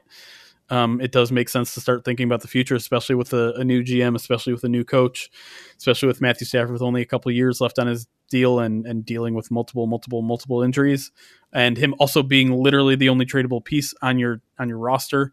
So if you do want to go full rebuild, might make sense to move him. Where would you, and you can't say the Patriots, where would you expect Matthew Stafford to play? I think the Colts make sense. I think the 49ers make sense. 49ers is really kind of heated up in terms of pure speculation, no rumors or anything like that. But I think that a lot of people would be too interesting. I don't like that. Too interesting? Well, I mean, like, okay, so like what does Kyle Shanahan do with a guy who can actually throw it deep? Holy crap, he created an MVP in 2016. Right. I don't like that. Yeah. Let him go to the Colts. Right? That sounds interesting. I mean, Phillip Rivers is having a great year. Frank Reich's a good head coach. They've got a great culture there, you know. Yeah. Let him go to the Colts. I mean, he can teach Michael Pittman how to be Calvin Johnson. Yeah, it's great. There you go. I mean, at least he's in the AFC that way too. Yeah, see, there you go. Yeah, don't have to deal with them except like once every 4 years, which maybe never at all then. Yeah. All right, cool. Is there anything that you wanted to talk about that we didn't touch? Man, I don't know. Oh, it doesn't even have to be about the Lions, man. I mean, it sounds like you don't want to even talk about them. Yeah, I mean, I'm kind of interested in Cyberpunk. Is it really as bad as everyone says? Do you know? I haven't picked it up. I'm not going to buy it. I frankly, I just don't like the developer, so I don't want to give them money. But okay, that's fair. Yeah, pushing a game out when it wasn't ready, that seems like kind of malpractice. Yeah, it's not. It's pretty bad. But I mean, those bugs, man. Jeez.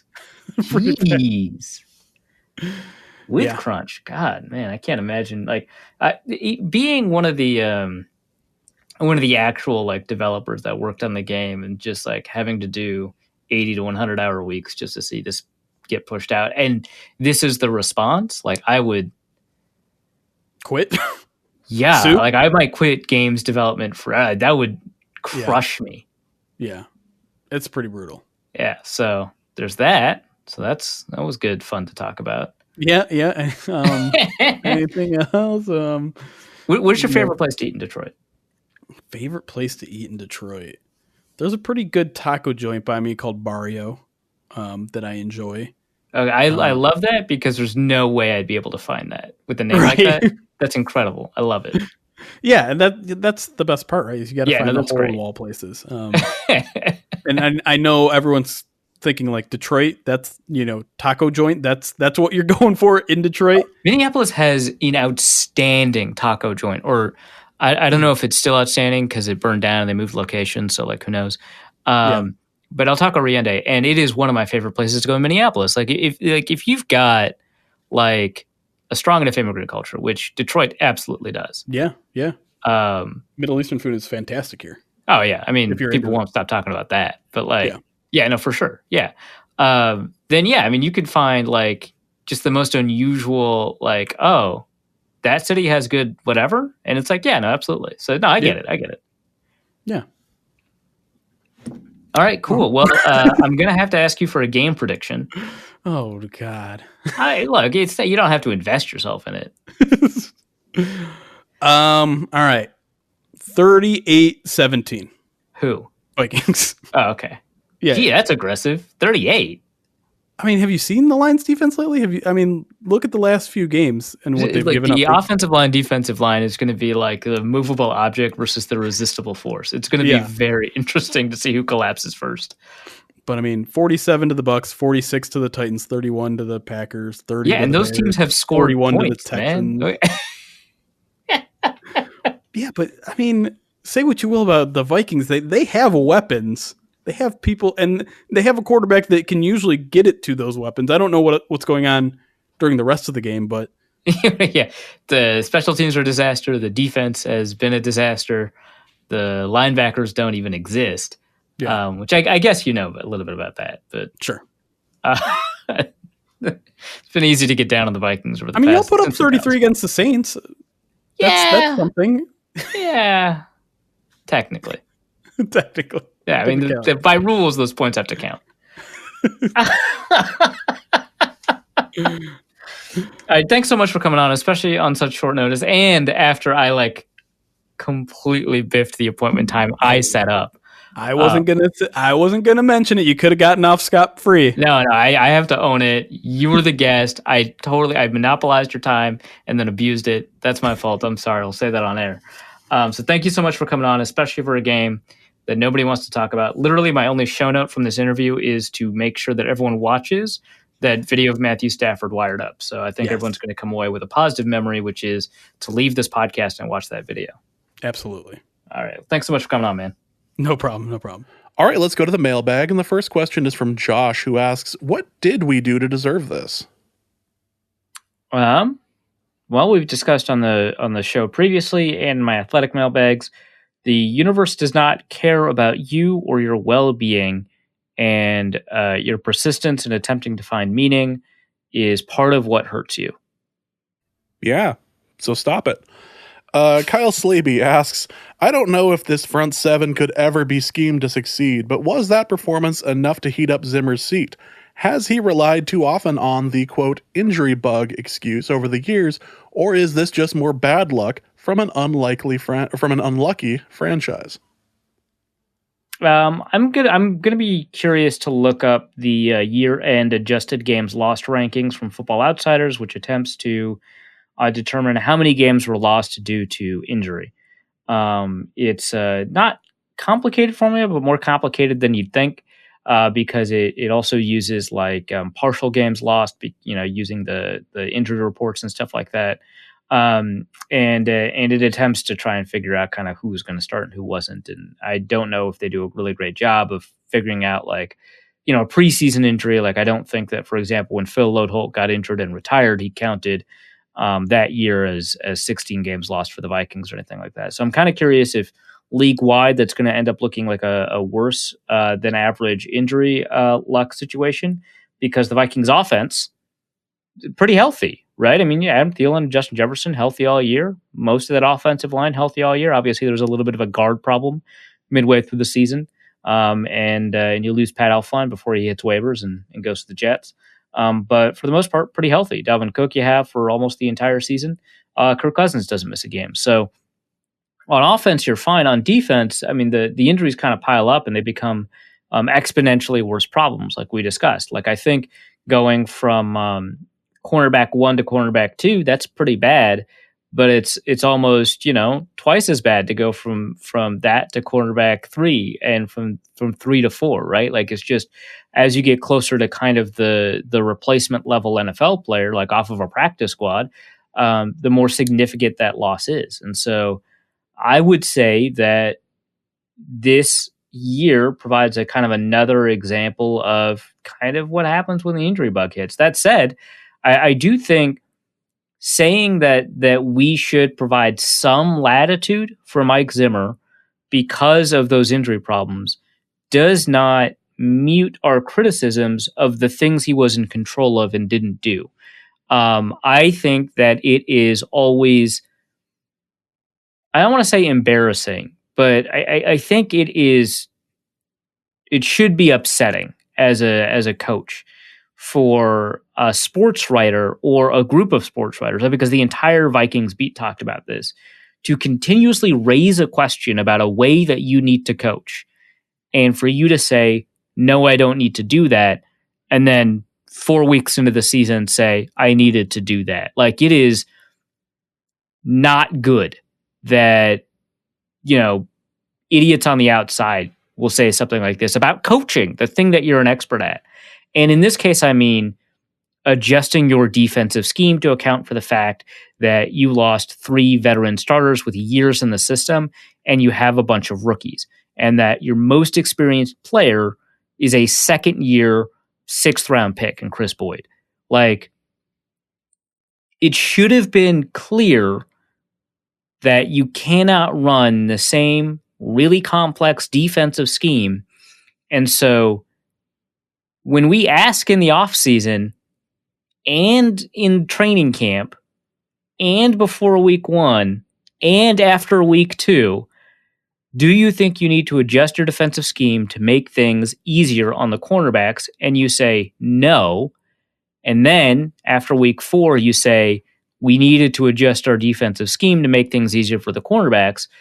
that is a remarkably valid criticism of a coach. I mean, that's something that anybody could have foreseen, and the coach didn't, right? So I think that there's legitimate criticisms of Zimmer. So when I say we should give him some latitude for the fact that these remarkable numbers of injuries on defense made things difficult, that doesn't mean we shouldn't say, hey, when Zimmer pushes for a run-first offense, that causes a problem. When the Vikings run a lot on second and long and on second and short and foreclose opportunities to create explosive plays on offense that Zimmer's probably pushing, that's a legitimate criticism. Those are all true, right? You know, his inability to manage games, his inability to create an environment that makes things urgent when you're down multiple scores.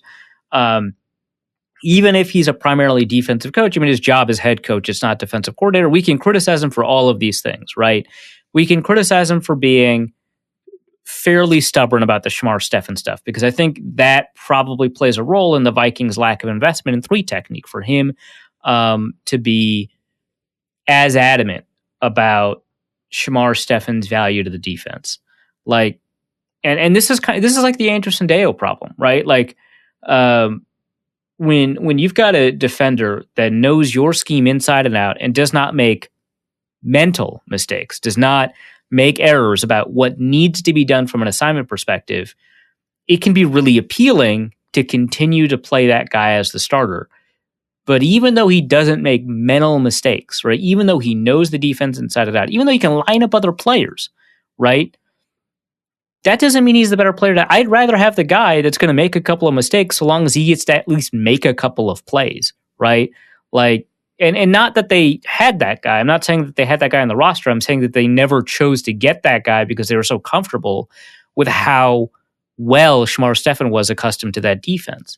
And so, yeah, there's a lot of areas where you can, there's a lot of areas where you can criticize Zimmer, but I do think that he does deserve some latitude for, you know, the nature of that, the injuries that they suffered on defense.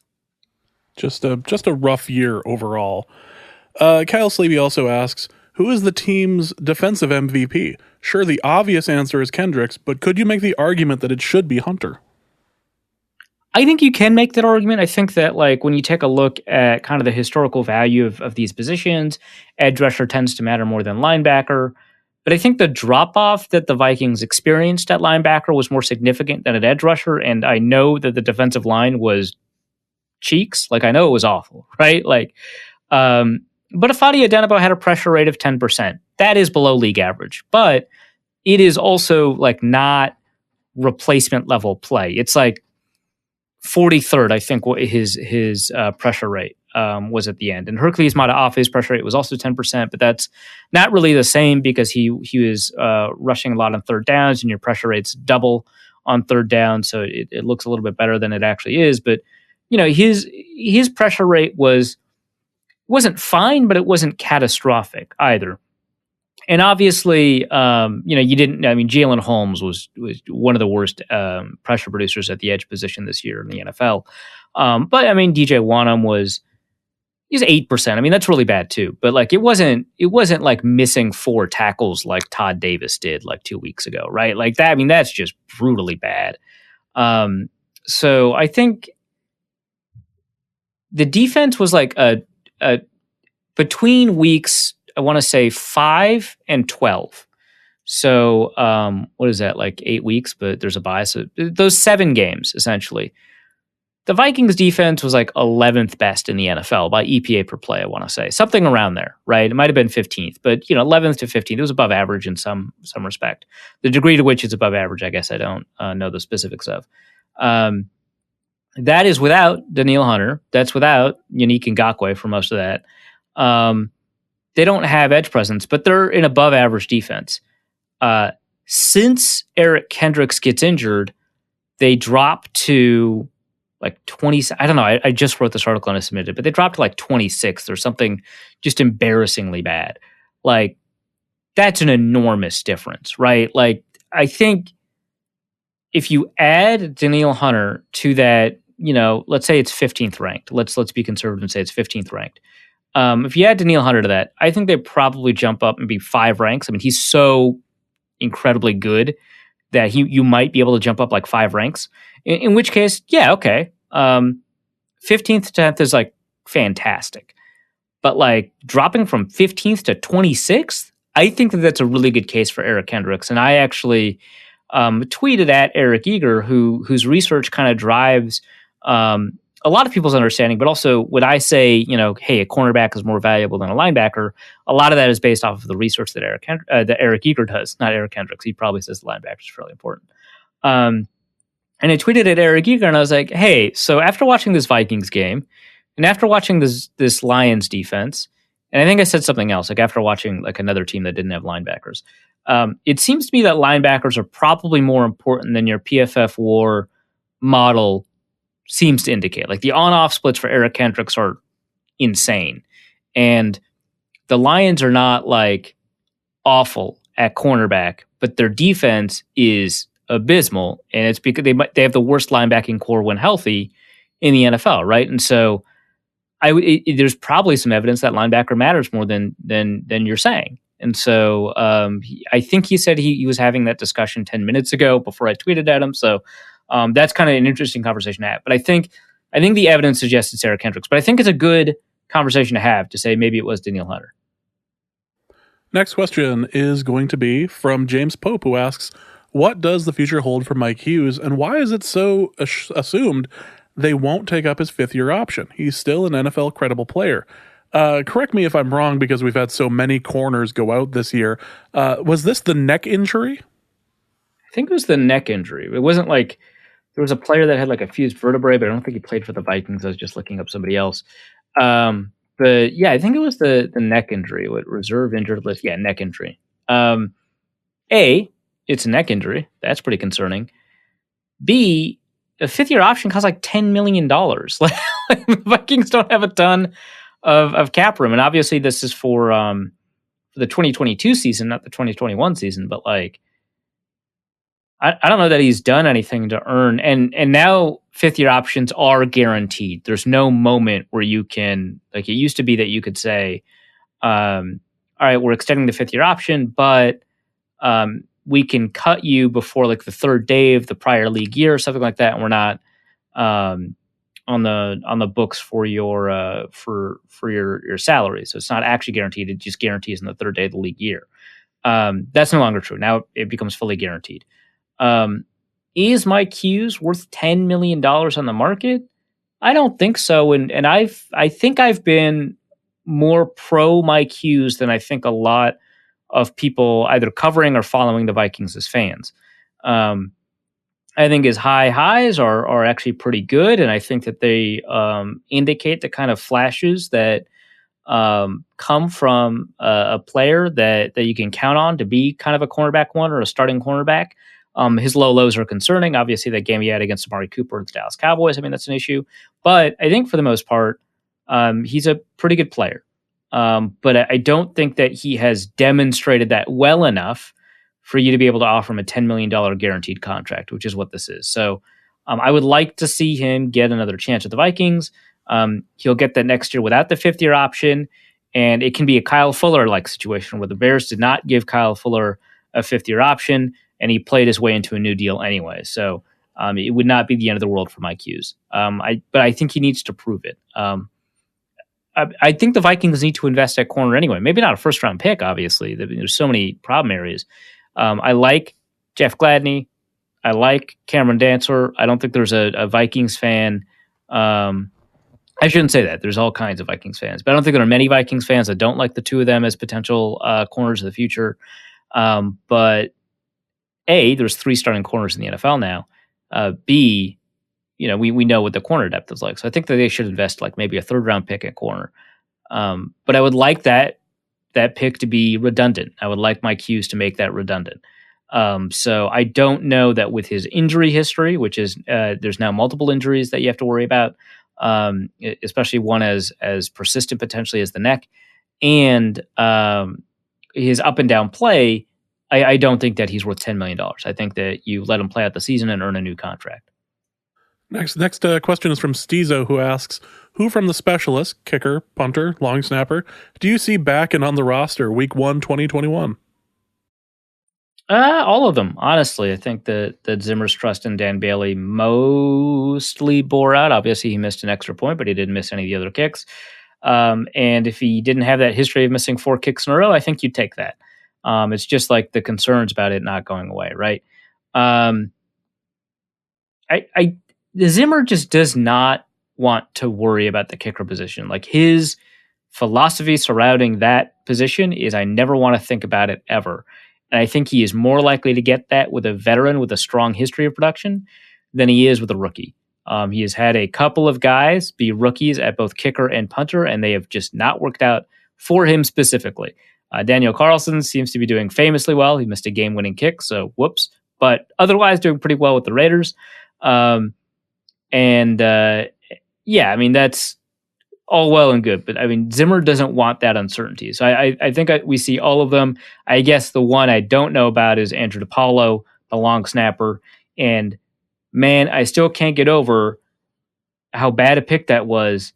And that was a 7th-round pick. Like, I usually do not call 7th-round picks bad picks, but that was a bad pick. Jesus.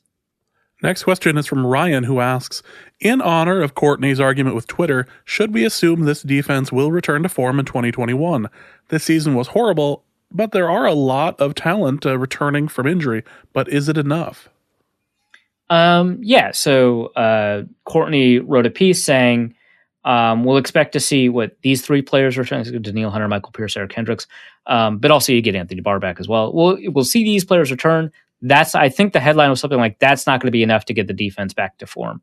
I saw that tweet go out live, and I didn't think about it for a second. I was like, reasonable. All right, cool. And I just moved on with my day. And like, people just got like mad at her. And it was just like, they didn't like read the piece. Like, they repeated back like the headline at her. Like, they were like, yeah, but what about, Danielle Hunter's coming back? I was like, what? But like, it's in the tweet. I don't know what you want me to say. Yeah. So she had this fight. I'll link it in the show notes. But no, I mean, yeah, that's the correct take. I think because of this fight, which is, not the reason I fight on Twitter, but like a good side benefit to the fact that I fight on Twitter is that it sometimes leads to engagement on the stuff I'm fighting about, which is sometimes an article. Sometimes it's not. Sometimes it's just other tweets. But I ended up clicking on the article because of the fight, and she brings up some of the stuff that I would have brought up, right? Like that the 3 technique position has been historically important for Zimmer, and there's nothing there, right? They just don't have the horses there. So they need to invest at the 3 technique position. They probably also need another edge rusher, which they acknowledged when they traded for Unique Ngakoue, which again, at the time, when they traded for him, they did expect Danielle Hunter to play the majority of the season for the Vikings. Like, that was an expectation they had. They did not have that opposite expectation until he made the trip to New York, or actually right before, because that was a second opinion. The trip to New York, I want to say around week 5 or something like that. They expected him to play. And so when they traded for Unique Ngakoue, it was to have a pair of bookends. So they know this, right? I think that's the case for them, that they need to do that. So I think they need to make an investment there. We don't know if Anthony Harris is going to come back. So you probably need an investment at safety. Otherwise, you're going to have to change your scheme again. And you probably need, like I said, investment at the 3rd corner position. So they still need to make investments, right? Anthony Barr's coming back. Say what you will about his contract. I agree that he's overpaid because linebackers should not be paid $15 million, even if we acknowledge this changing conversation about the value of linebackers. Off-ball linebackers are not paid as much as Anthony Barr is paid. Like Eric Kendricks makes $10 million a year, right? Anthony Barr should not be making 15. I agree that he's overpaid. That said, he is substantially better than the linebackers the Vikings have, or likely a linebacker that they would draft in the 2nd or 3rd round to replace him. So him coming back is generally good, but it's not as if you're getting an all-pro anymore. So, yeah, I mean, you'll upgrade at a couple of positions, but I think that, I mean, part of the problem with this conversation is that Courtney has set up a reasonable but very high bar, which is the previous record of performance that the Vikings have had on defense, which in 2017 was 1st in the league in points allowed, right? Can they do that? That's a huge ask. Having a bunch of talented players in a defense that you're familiar with is not enough. You need to have more than just a bunch of talented players. You need many, many more than just talented players. And you also need the chemistry. They need to work together, and things need to go right, and they need to be healthy. There needs to be a lot of stuff that works, right? So, I think that we can't assume that the defense will return. I think it'll get better, right? Like, I think that, this bad injury luck is unlikely to sustain, but I think there needs to be more investment on the defense. It's not like we can get much worse. Well, I mean, watch the Jets. Well, okay. Or the Lions. Well, boy, there's some shining stuff there. Let's go to Dr. Matson, who asks, best case / worst case scenarios for the draft. Also, any good chili recipes you can recommend? Worst case scenario, obviously, is if they trade up for a quarterback who doesn't pan out. But let's say that we don't know whether or not this player is any good. So what's the best case, worst case scenario? I think the worst case scenario is that the Vikings see this problem they have in the offensive line and they go all in on a guard in the first round. I don't think guards are that valuable. I think that they need to make additional investments in the offensive line, whether that's in free agency or the draft, whatever. I just don't think it should be a first-round pick. Plus, I mean, those first-round picks along the interior offensive line certainly are not bearing out anyway. So if you're just going to have like an average guy, at least spend a second-round pick instead of a first-round pick, maybe a third-round pick. And obviously for a second, they'd have to trade down to the first. So I think worst-case scenario is they draft a guard in the first round. I mean, they drafted a guard in the second round last year. Hopefully he plays tackle. But I think that that's not smart, especially because I think that the defense this offense is good, right? Like, it was like 10th in EPA, and that's only because the play calling stunted the explosiveness of that offense. It could be 5th in EPA if they called play action a little bit more often, if they had moved the pocket a little bit more, if they had thrown the ball on more advantageous downs. All of those things, right? It's a good offense. Getting a guard might just make the Vikings want to run the ball even more, right? So, I don't know about that. So I think that's probably a worst case scenario if we don't know how the player's going to pan out. Best case scenario, I think that they get like an impact. I shouldn't say we don't know how the player's going to pan out, but I think they get like a defensive tackle, right? Like other positions, unless, Anthony Harris leaves, in which case, maybe get like I'm going to say an Antoine Winfield type, but what I mean is a versatile safety, not a safety necessarily that is going to be good, but a versatile safety, a guy that can play the slot like a Tyrann Mathieu or even a Kevon Wallace. To choose a player that we don't know whether or not he's good, Kevon Wallace, right? Can play the slot. Ashton Davis, same guy. Can play the slot, can play deep, can play intermediate, might be able to play the box a little bit to get a safety like that. I think that that's worth a first-round pick. And we've seen safeties that are good enough to be picked in the first round. And I use that instead of first-round safeties because I do want to include Antoine Winfield Jr. in this, make a huge impact for the defenses that they're on. I think Derwin James is a good example when he's healthy. And Marcus May, third-round safety, he's killing it for the Jets. He's one of the only reasons that Jets defense is worth watching. It's like him and Quinnen Williams. I think an impact safety could do a lot. That would be a great first-round pick. But although I would just love a defensive tackle. Doesn't have to be, an Aaron Donald for it to work out, right? I think just having someone that you think can produce pressure is like a huge step up.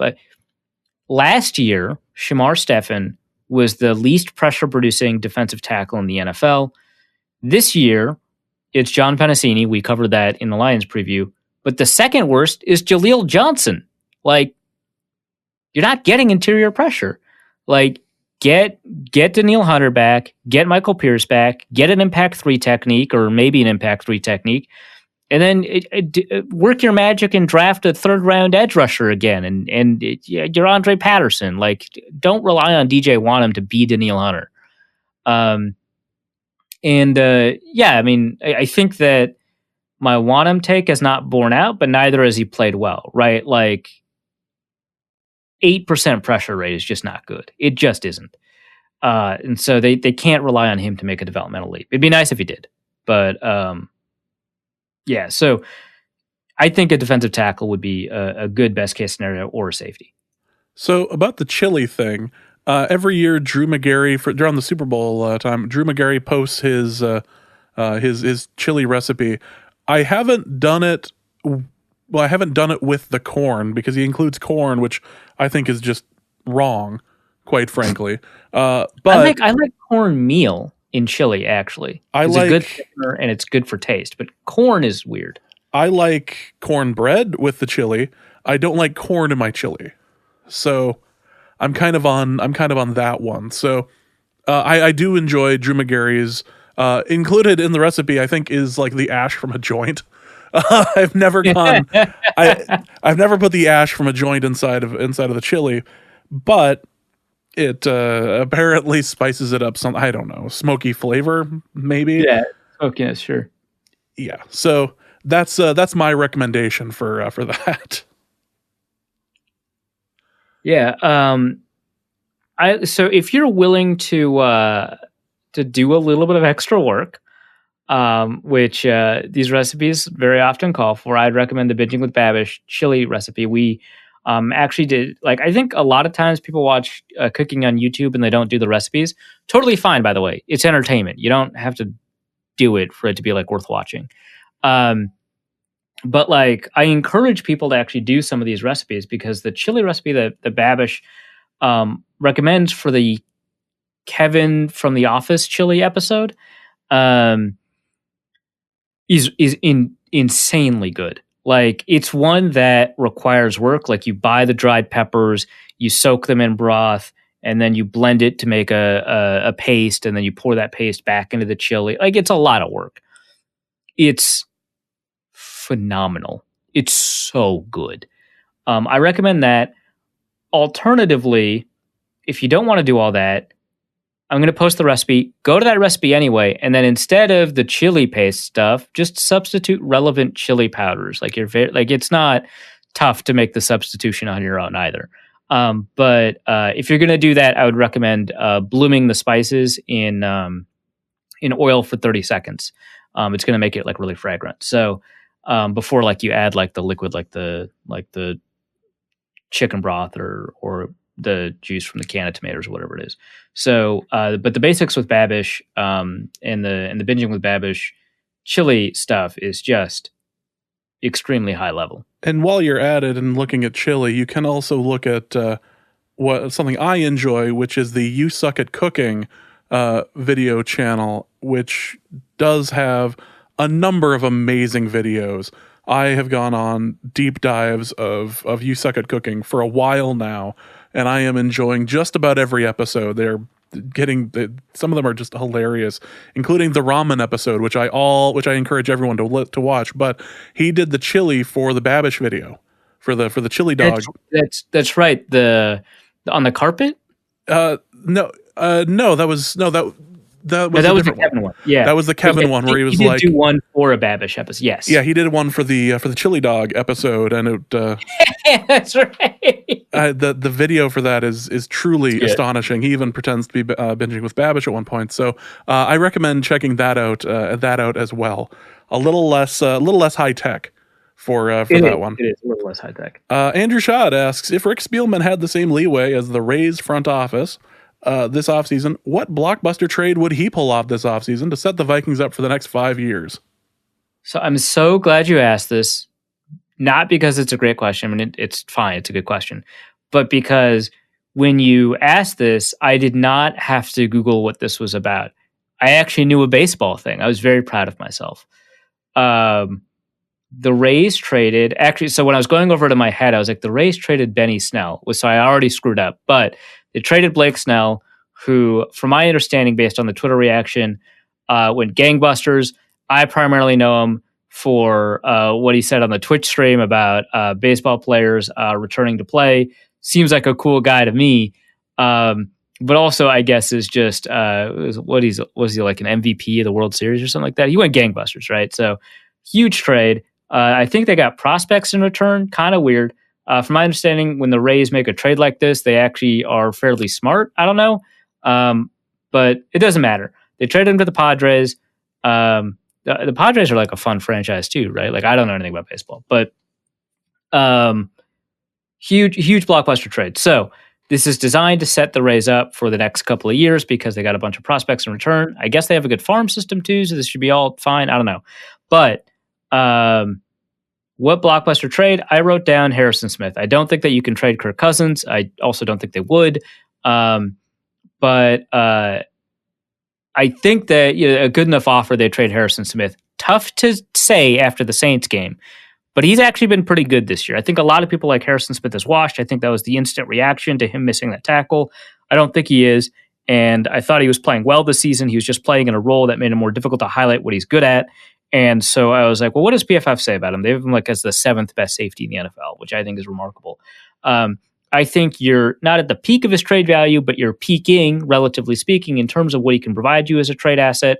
I think you might be able to get a first-round pick for a team in a playoff push that just needs a safety, in the same way that the Ravens seem to invest in veteran safeties right before their playoff pushes. So I think that you can swindle a team maybe to get a first-round pick out of him, and I think that that's going to be good. So I think that that's the trade you pull off, and now the Vikings have enough ammo to trade up for, I guess, not Justin Fields. I mean, he's looked like butt over the last couple of weeks, right? Whatever quarterback is good that's not from North Dakota State.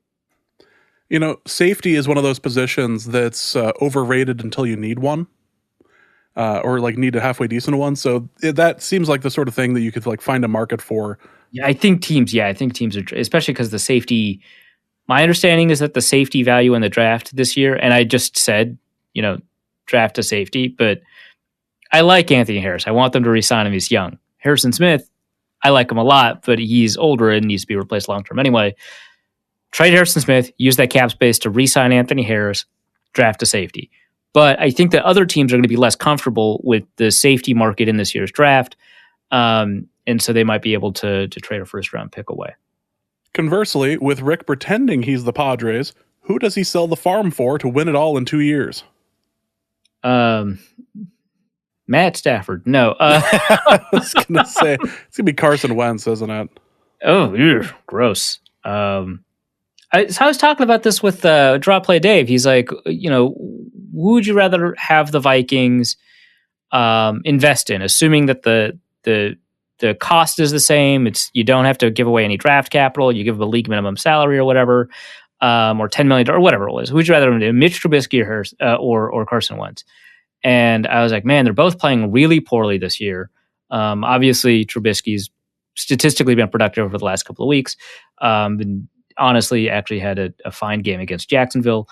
But I think both are pretty bad quarterbacks. And I was like, obviously the upside for Carson Wentz is there and all that. But I think it's funnier if it's Trubisky. And the reason I say that is because although the bit with Carson Wentz is stronger, I think that it's flat. It's one note. It's well, he's from NDSU. I hate him. Okay, that's the bit. The bit is over. It's funnier if he's on another team because it doesn't come up as often. With Trubisky, there's all kinds of bits. It's he's throwing short and his receivers are missing tackles or forcing missed tackles. He can't throw left. He's a running back. I mean, there's all kinds of stuff that I think his nickname is Pretty Boy Assassin. All kinds of stuff that I think is funny from play to play, right? So I think it's funny if it's Mitch Trubisky. Anyway, who does Spielman sell the farm for to win it all in 2 years? Yannick Ngakoue. I can't stop making the jokes. I just want one more episode that I can title the Yannick Ngakoue trade. I just want one more. Who's because it feels like it'd be an edge rusher again, right? They made that trade for a reason. Who's on the trade market that would be a reasonable edge rusher? I don't want it to be Frank Clark. I mean, screw that guy. But gosh, no, Broncos wouldn't trade Bradley Chubb. I don't know why I thought they would. Von Miller. I mean, he's getting hurt all the time, right? Maybe the Broncos decide that his cap hits too onerous to deal with it, and the Vikings are well, we could use one final push. We're going to run it back. We got Kirk Cousins. Our defense is healthy again. Let's get Von Miller. And the difference between him and Ngakoue, besides the massive talent difference, is I don't think you'd have to worry about scheme fit with Von Miller. You can stand. I don't care. Drop in. I don't do whatever you want. Drop into coverage. Just figure it out. You'll be fine. Make sure it's a 3-teamer so that we also get Ben DiNucci out of it. Oh yeah, I mean that's. I think you can get him in free agency. I think he's flying under the radar. So. Yeah, really. Speaking of people way under the radar, how every plane's a stealth plane below like 400 feet or whatever it is. Like that's how literally under the radar. he's just puddle jumping at this point. Speaking of people who are now available, Ryan asks, Rick loves his former first rounders.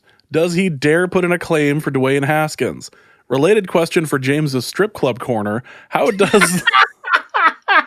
the Twin Cities clubs compare to the Beltway? I have no idea. He is referring to a strip club story that is told in the Christmas episode.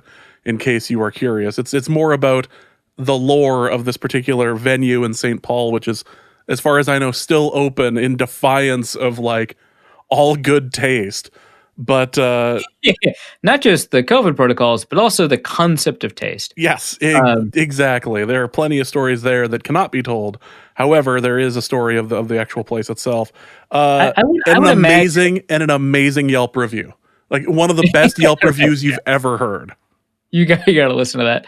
I would imagine that like a city that's not known for its strip clubs, like Tampa Bay or Las Vegas or whatever, is just not going to be as good as a Beltway strip club. I mean, like a DC strip club, there's a lot of money going around. There's a lot of money to be made. I think it attracts talent, right? Like I think that's going to be a magnet for all the stripper talent in the area.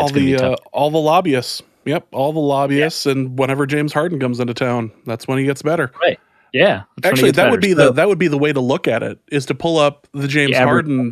Let's pull up the James Harden and see how he does against the Wizards. Yep, because as we've discussed on the show before, someone on Reddit did the work to discover how James Harden did, how James Harden played for the Rockets and for OKC.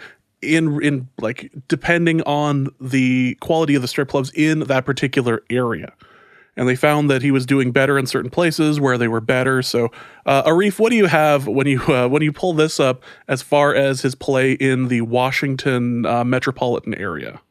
This is so remarkable. The correlation is 0.45, which means that the coefficient is 0.21, which means that 20% of the variability can be explained by the statistics. So let's take a look at strip club rating by city. So the highest average rating of NBA cities is unsurprising. It's Miami. Minneapolis is actually quite low. It's 26th of the 29 teams. Obviously, Houston's not included here. Washington, it's actually league average. Below Detroit, above Memphis. Man. Salt Lake is third? Yep, that was part of the statistical anomaly that they were pointing out, was that Salt Lake was abnormally high, something you wouldn't necessarily have expected. They also don't have 10 strip clubs on Yelp, so like they only had 8. Well, the small sample size helped in this particular instance. It's like, who's writing the Yelp reviews? I imagine potentially the people in Salt Lake may not have as much worldly exposure to the strip club scene. Perhaps, but possible. But yeah, if you're looking I'm trusting that high Miami rating more than I'm trusting the high Salt Lake rating. Like, this seems like a small sample size, but we'll endeavor to persevere. Haskins went on the market, and I saw anyone who was on Twitter at that particular moment likely saw the clip from the Pat McAfee show where Rappaport was on McAfee's show and went, I gotta go. It's like I have to go break some news real quick. Like, I was just speculating. I don't want to say that the Spielman isn't going to try to put a claim in on Haskins, but that is a dude that fell pretty far from grace pretty quickly. It's including losing his captainship as a result of being an idiot. Just like, I don't think Spielman gets Haskins. Yeah, I think this bit about team culture is going to matter a lot. Like, if you played well and were and had these problems, like, that's one issue that you have to like figure out, and that's like a good problem to have because you've essentially got a good quarterback. But like, it takes a lot for a second-year first rounder to get waived. Not even like Josh Rosen got traded, right?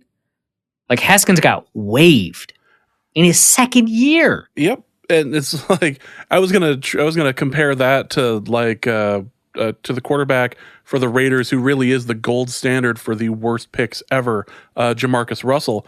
But he was even on a team for longer, regardless of the fact that he was on an absurd contract. So like that's the only caveat, is that okay? Well, he was on an absurd contract because this is before rookie contracts were renegotiated. Yeah, and like Johnny Manziel, who played poorly and is, I don't want to say an admitted addict, but even he's checked into rehab and he's had all these off-field problems, and his parents think that he's, an addict. Like, it's an actual problem, right? And, hopefully he gets the help that he needs, which, it seems, that he's not. But that kind of issue for a team did not result in him getting waived during the season. He got cut in February of 2016. So, like, he only spent 2 seasons with the Browns, just like Dwayne Haskins only spent 2 seasons with Washington. But he finished the season. Yeah, he at least completed the act of. Like, man, that's rough. That's too bad. There's going to need to be some Chris Carter style soul searching after that one to try to figure out what it is that you need to be doing. And I'm willing to bet one of them isn't going to a strip club during COVID. When you're not supposed to, and not wearing a mask and everything like that, and like ducking media right afterwards too. Yeah, that was the thing that I'm not saying it was like the straw that broke the camel's back or anything, but that seemed when he dipped out, it was like icing on the cake. Yeah, like it wasn't the straw but it was just like on top of all of that. Yeah, you're probably done here. Is the big thing. And PR like tried contact like. I don't like, again, I think you're right. It wasn't necessarily the straw but like it made them more comfortable with the decision that they ended up making. Like he might have been able to save himself if he had publicly taken responsibility before he lost his job. Like, yeah, man, you did the thing. Now come get grilled for a little bit. Okay. And me, I hate it when like the media is like, you won't even talk to the media. Like I think Marshawn Lynch, that was dope. I mean, working in Seattle, that would have been very frustrating for me. But like, I guess I don't rely that much on player quotes. It's a little bit different. But I get why reporters would be frustrated, and I don't want to be sanctimonious of like he wouldn't even speak to the media, but like. He refused to take accountability for himself in a game that he got benched after playing poorly, after he got stripped of his captaincy because of off-field behavior that everyone is aware of in the middle of a pandemic. So, like, own it, dude. And it's not like Washington was protecting him. They tried to get him in front of the media. It's all really on him, unless there's some new information I'm totally open to it, unless there's some new information I'm not aware of. Like, geez, man. And this isn't Adam Gase as the head coach. This is Ron Rivera. This is somebody who's been around for a while and seems to know what's up. This is people like Ron Rivera. It's a huge difference. Like it's one thing like, oh yeah, well this is a Dan Snyder franchise. Yeah, but it's being coached by Ron Rivera. So at least, this isn't whatever. Right. Not everything around you is Looney Tunes. And here's the thing. The thing that really sucks about this Haskins stuff is that this controversy surrounding him is covering up like this sexual assault allegation surrounding Dan Snyder. Get that dude out of here. That dude sucks. You are distracting from the bigger issue. Did you see that there's been discussions as to whether or not just to keep it as the Washington football team or have it just be the Washington football club? That's so funny to me. I would prefer football club, kind of, but now football team is funny. So, like, yeah, I don't know. I do like that, like, was it Gridiron Heights from Bleacher Report? Yep. They've got the mascot is Teamy. Yep. An amalgam of football players. It's so funny. Fantastic. Justin Ekstrom asks, how many years until watching the Vikings is no longer a meme and it's fun to watch them for real? How many years you got? Yeah, let's move on from that one. Luke Braun asks if the rapture happened. We're at the rapture now. The last couple of weeks have been just week 17. Yeah, the last couple of weeks have just been questions like, so if Kirk Cousins goes back to Mars, and you have specific things on what you can and cannot do here. Luke Braun asks, if the rapture happened, taking Kirk Cousins and whoever else with it, who would most likely play quarterback for the Vikings in 2021, and how would this change the landscape of the NFL? Well, I guess you'd discover who Luke the quote is basically asking who's on the big time sinners list among quarterbacks, which is a very uncomfortable question to ask. It really, I guess Dwayne Haskins is available, right? Well, I guess Dwayne Haskins would be the guy left for sure. You know, this is a bit like the whole the video, which I finally rewatched the other day, of who do you not want from the locker room to date your sister? You know, like, yeah, right, yeah. And everyone just went over to Diggs and was like, well, so everyone thinks that you'd be the worst person to date their sister. And Diggs is like, I don't know why, I'm a good guy. I was like, well, actually, everyone seems to think no. We're gonna find out, which quarterback would you not want to date your sister? Exactly. Be like, okay, well, let's take a look at the situation. Well, she'll get knocked up if she's around Phillip Rivers. Yeah, but he's a godly man. He gets raptured. Case Keenum gets raptured. Maybe you can pull Peyton Manning out of retirement. I don't think he gets raptured. Be like, there's a lot of, well, all right, so Gardner Minshew is likely going to be available this year, and hey, there you go. He knows how to party. He's probably still available. There you go. It'll likely end up being Gardner Minshew. You can't get Case Keenum, get Gardner Minshew. Same guy. Boy, I want to quote that out of context so terribly. So very bad. Draw Play Dave does ask the question, Kirk Cousins goes down. By chance, the Vikings signed both Wentz and Trubisky for cheap, so no cap issues. There you go. In this hypothetical neutral vacuum, who would you actually want to start? Related question from Anton, would you start both at fullback or tight end? No, Trubisky is definitely a 6'2" running back. He's a Latavius Murray. But Carson Wentz, he's 6'5". He's a tight end. I don't want Trubisky lead blocking. Like a fullback. I don't like 250 pounds. Like, you'd have to gain a little bit of weight. But Carson Wentz, 6'5", 250, good hands, right? So I think you've got that potential there.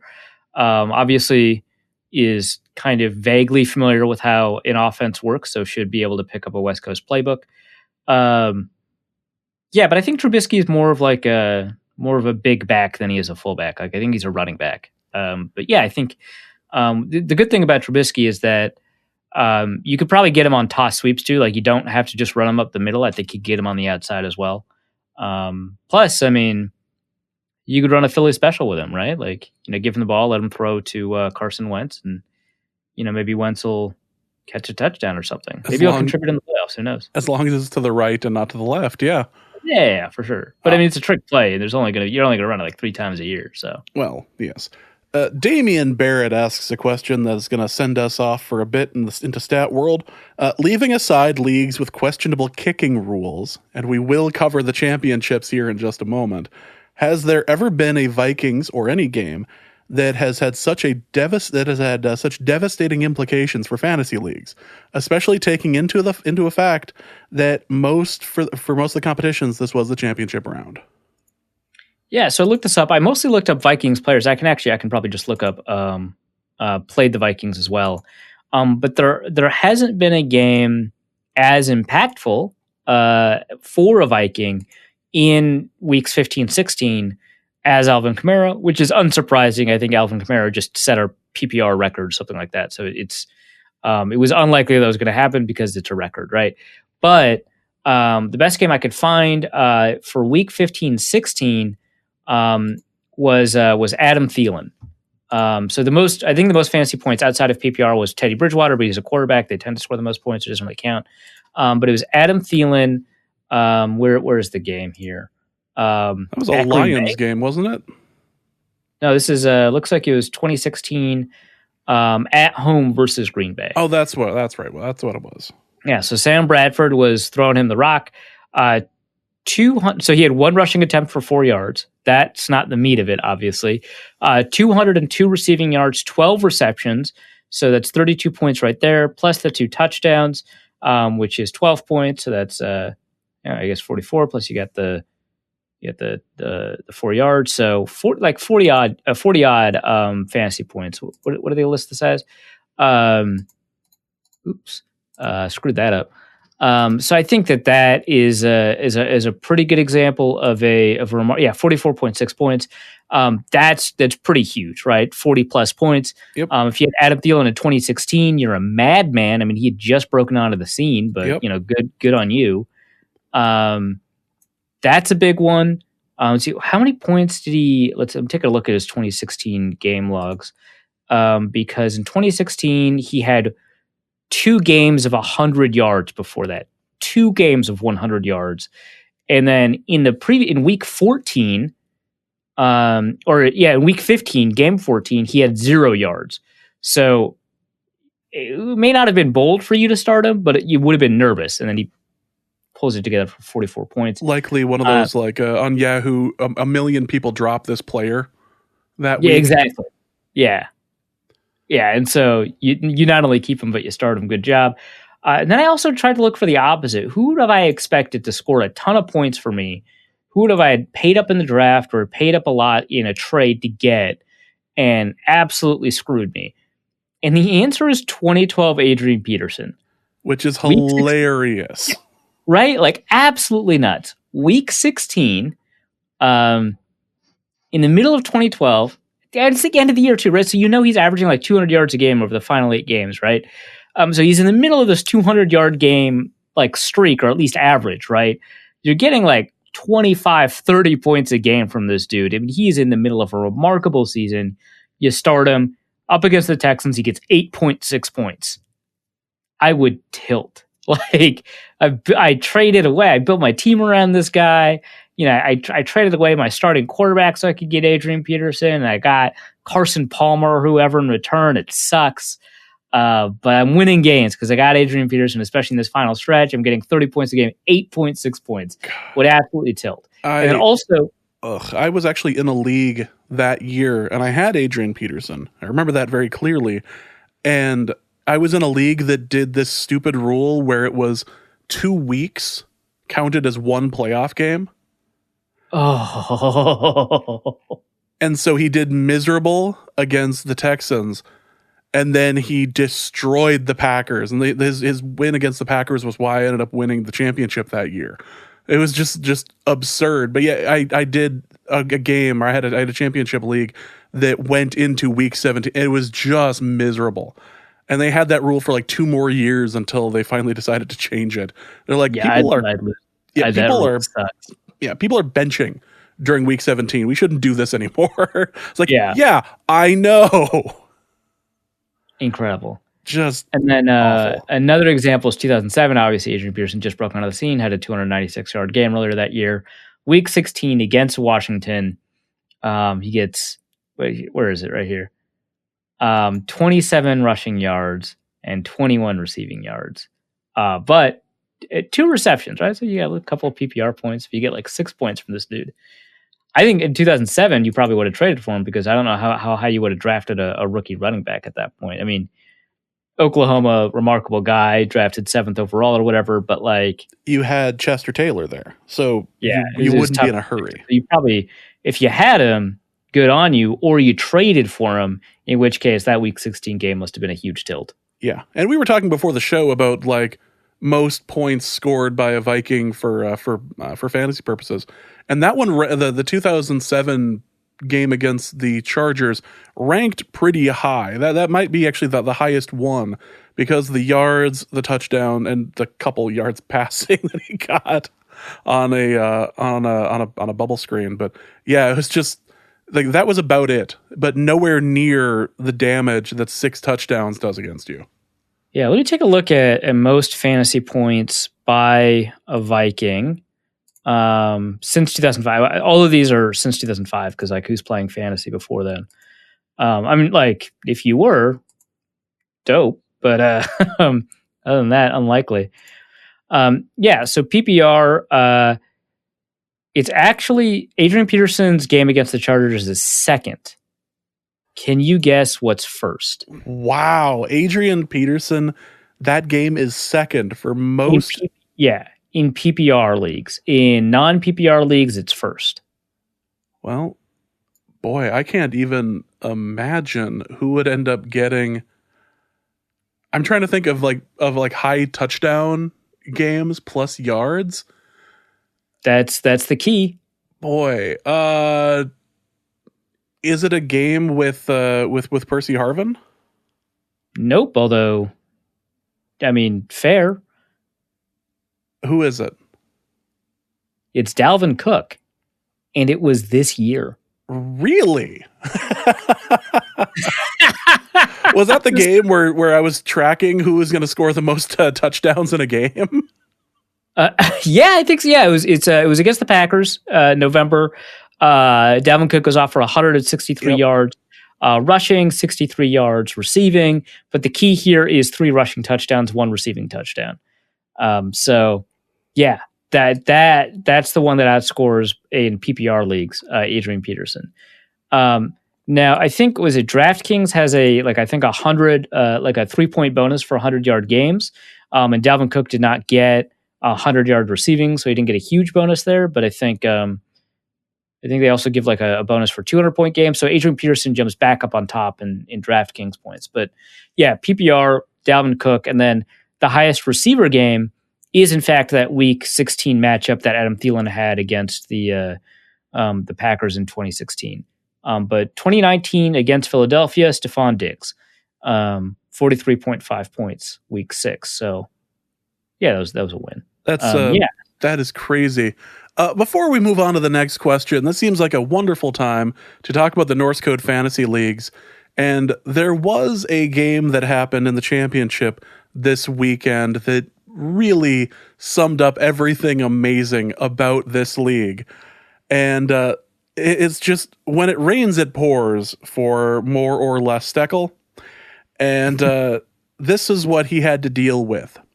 His opponent had Alvin Kamara, who had 54 points on here. His opponent had Gaskin, the running back from Miami, 31 points.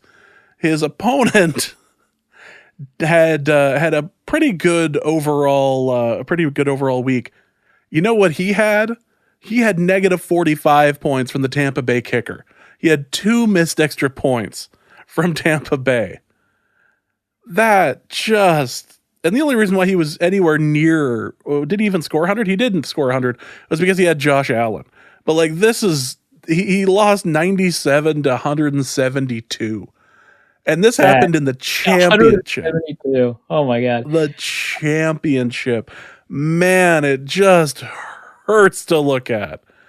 We did have a representation in one of the Norse Code leagues in the final round. I played up against a CJ Ham checkdown. That's Noah. He had Alvin Kamara, so it doesn't matter. Yeah. I had Josh Allen and Devontae Adams, and I lost by 30. Yeah, it just ain't right. You know, it just ain't right. The other league championship also involved a missed kick, but it wasn't within the range of score there. It was over 30 there. So that one was so it didn't swing the game. It did not swing the game that time. No, not nearly. I really needed Rodrigo Blankenship to miss, I guess, 2 kicks. And I live for the explanations or the just disgust from people. It's absolutely just abhorrent. Disgusted is the best way to put it. They're like to their core. Yep. Why would you do this? This is the worst league ever. And I have to remind them that literally hundreds of people sign up to be a part of this experience. You know, most people view it as like experiencing something traumatic. Like, there may be support groups for this league. I don't know, but I wouldn't be surprised. Yeah, this was a weekend for the ages with all the missed extra points. Yeah, incredible. Almost as good as last week's extra point extravaganza. Just absolutely beautiful. Also occurred in the playoffs. Man, these kickers know when to miss. Oh, it's just really is fantastic. Swerve and Shervin asks 2021 Stafford landing spots. What would be fun and what's most likely? Yeah, so I asked Jeremy this, and he said, well, I mean, you all listened to the interview. It's been like hours for me, but I made sure to say that it cannot be the Patriots. That's just not an interesting answer. So I think he said San Francisco, and for whatever reason, I didn't like that. I think just because I didn't like it, didn't make sense to me. But I liked Indianapolis, so a reminder of the thing you just listened to. I want to see him sign in Chicago. Oh, Jesus, that'd be funny. You can go to Allen Robinson. I mean, suddenly that offense is going to work. People can be like, what? You could do this? Yeah, as it turns out, you can just hot swap Stafford into there. Really the best quarterback in Bears history since like Sid Luckman or whatever his name is. It's very likely. I've always wanted Stafford to have a decent team. He's just always re-signed in Detroit. Yeah. The idiot. Yeah. Nolan asks, questions for Arif's coping corner. I find myself in need of solace in the wake of this roller coaster of a season. Since I live in a strip mall, according to Arif, retail therapy seems to be the easiest option. What item should I shop for to regain balance in my life? If you missed last week's interview, Arif made a reference to Winnipeg as being a strip mall. So if you have Arif, when we got this question, I was like, wait, what city did I call a strip mall? And then I just threw shade on another city randomly. I was like, did I say Burnsville? Nope. It was Winnipeg. So, Arif, I'd ask for any contrition, but that's not going to happen. So what should he buy then? Okay, look, hold on. If I offend Canadians, what's the worst that's going to happen to me? They'll be slightly less polite. I'm just saying, you're playing with fire here, guy. Yeah, and if it gets too warm, they'll offer me a coat. It's fine. What should you shop for? I think old Vikings football trading cards, and not like Fran Tarkenton or anything like that, but like Josh Freeman. Josh Freeman tops, yeah. Artistic Josh Freeman ones could work. Yeah, everyone seems to be getting everyone seems to have received a either Instapot or air fryer. So you should probably just do the air fryer thing instead. The Norse Code onesie. You know, a Norse Code onesie really could go far, although I'm fairly confident he's the one who's been on the dating apps, and I'm willing to bet that he's not the one who's got any kids to be putting into the onesies. You don't need a kid to have the Norse Code onesie. You could just put it in a shadow box and put it up on your wall. You know, that's some fine advice. I did not think of that, no. And for James's football corner, Arif, weigh in if you feel qualified. In hindsight, should we have made more of a push for Trent Williams last offseason? Probably, but would it really have mattered at this point? Wow. The nihilism. I mean, Riley Reef played really well at left tackle. So, how much better?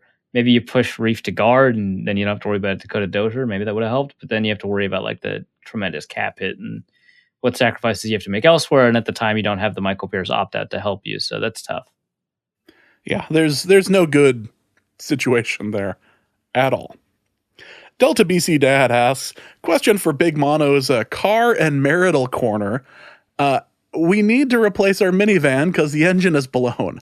My wife wants a 2017 Odyssey with 42,000 miles on it. I want a 2019 Sedona with 2,000 or with 21.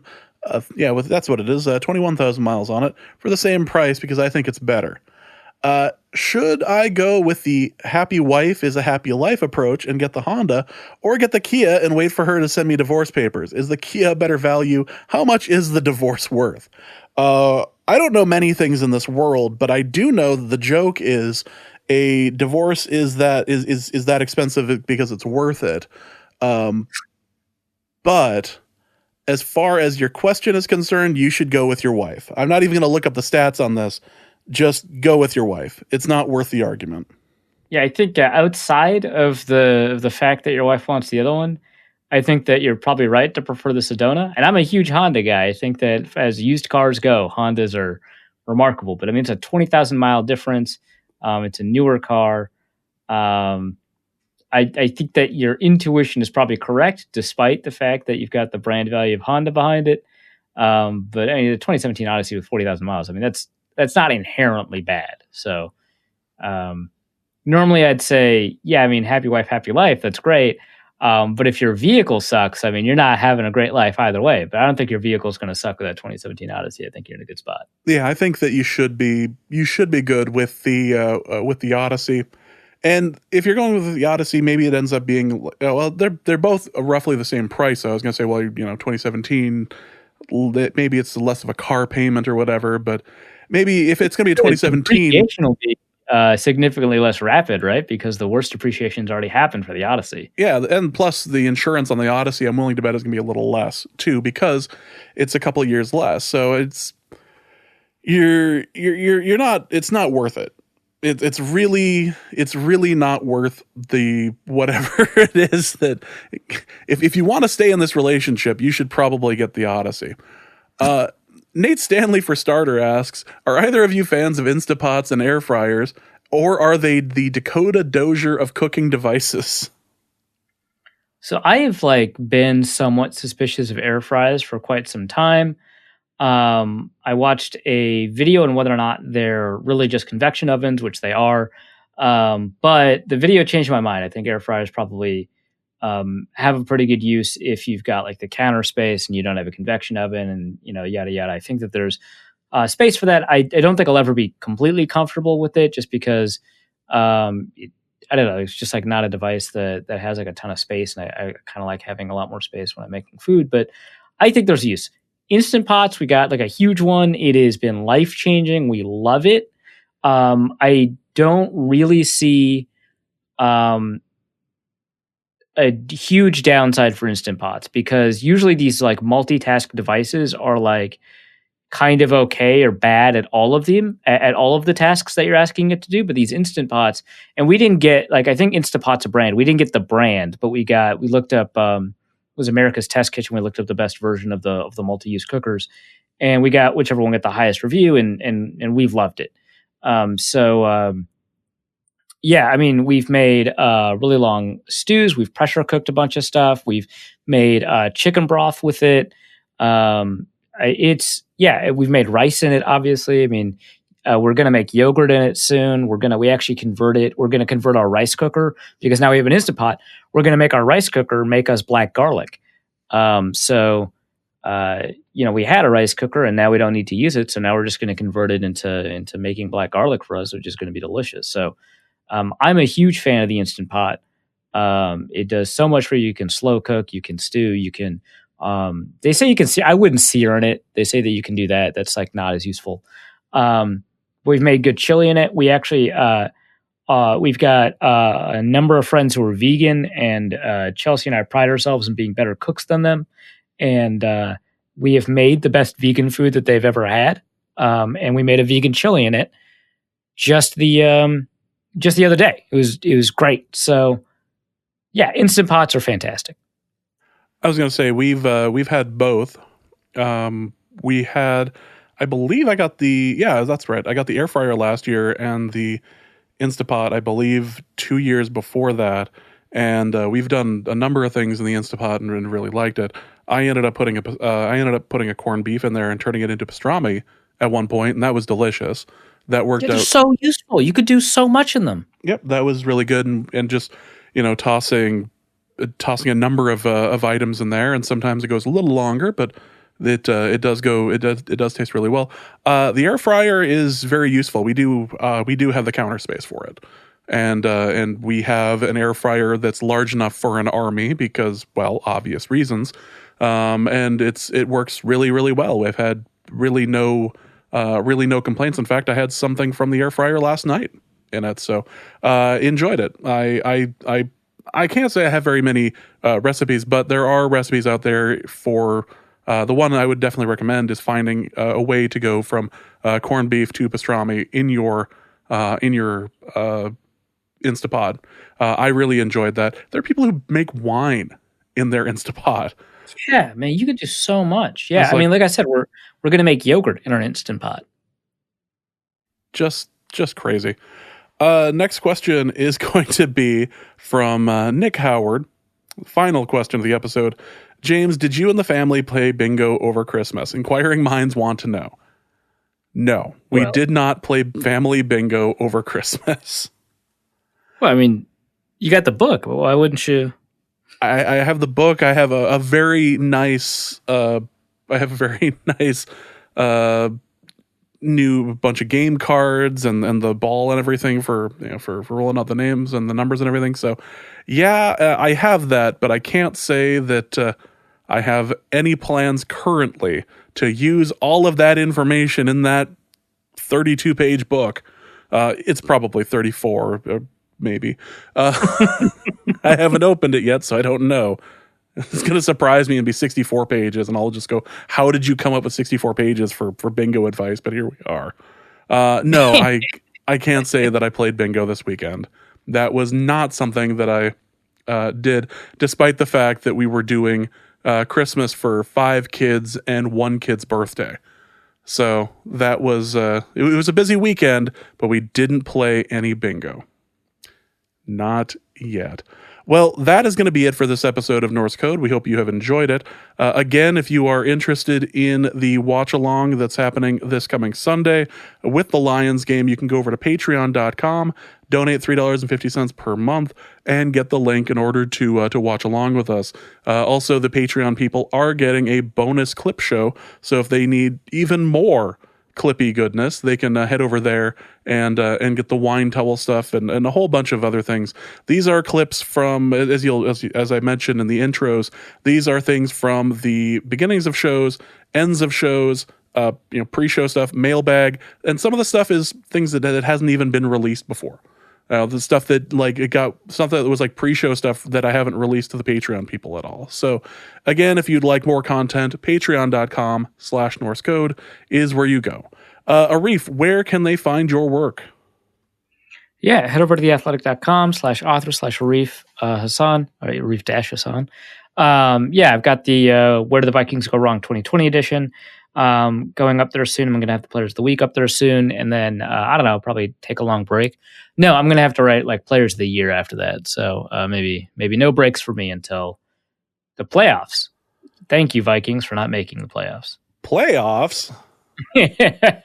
Really? Oh.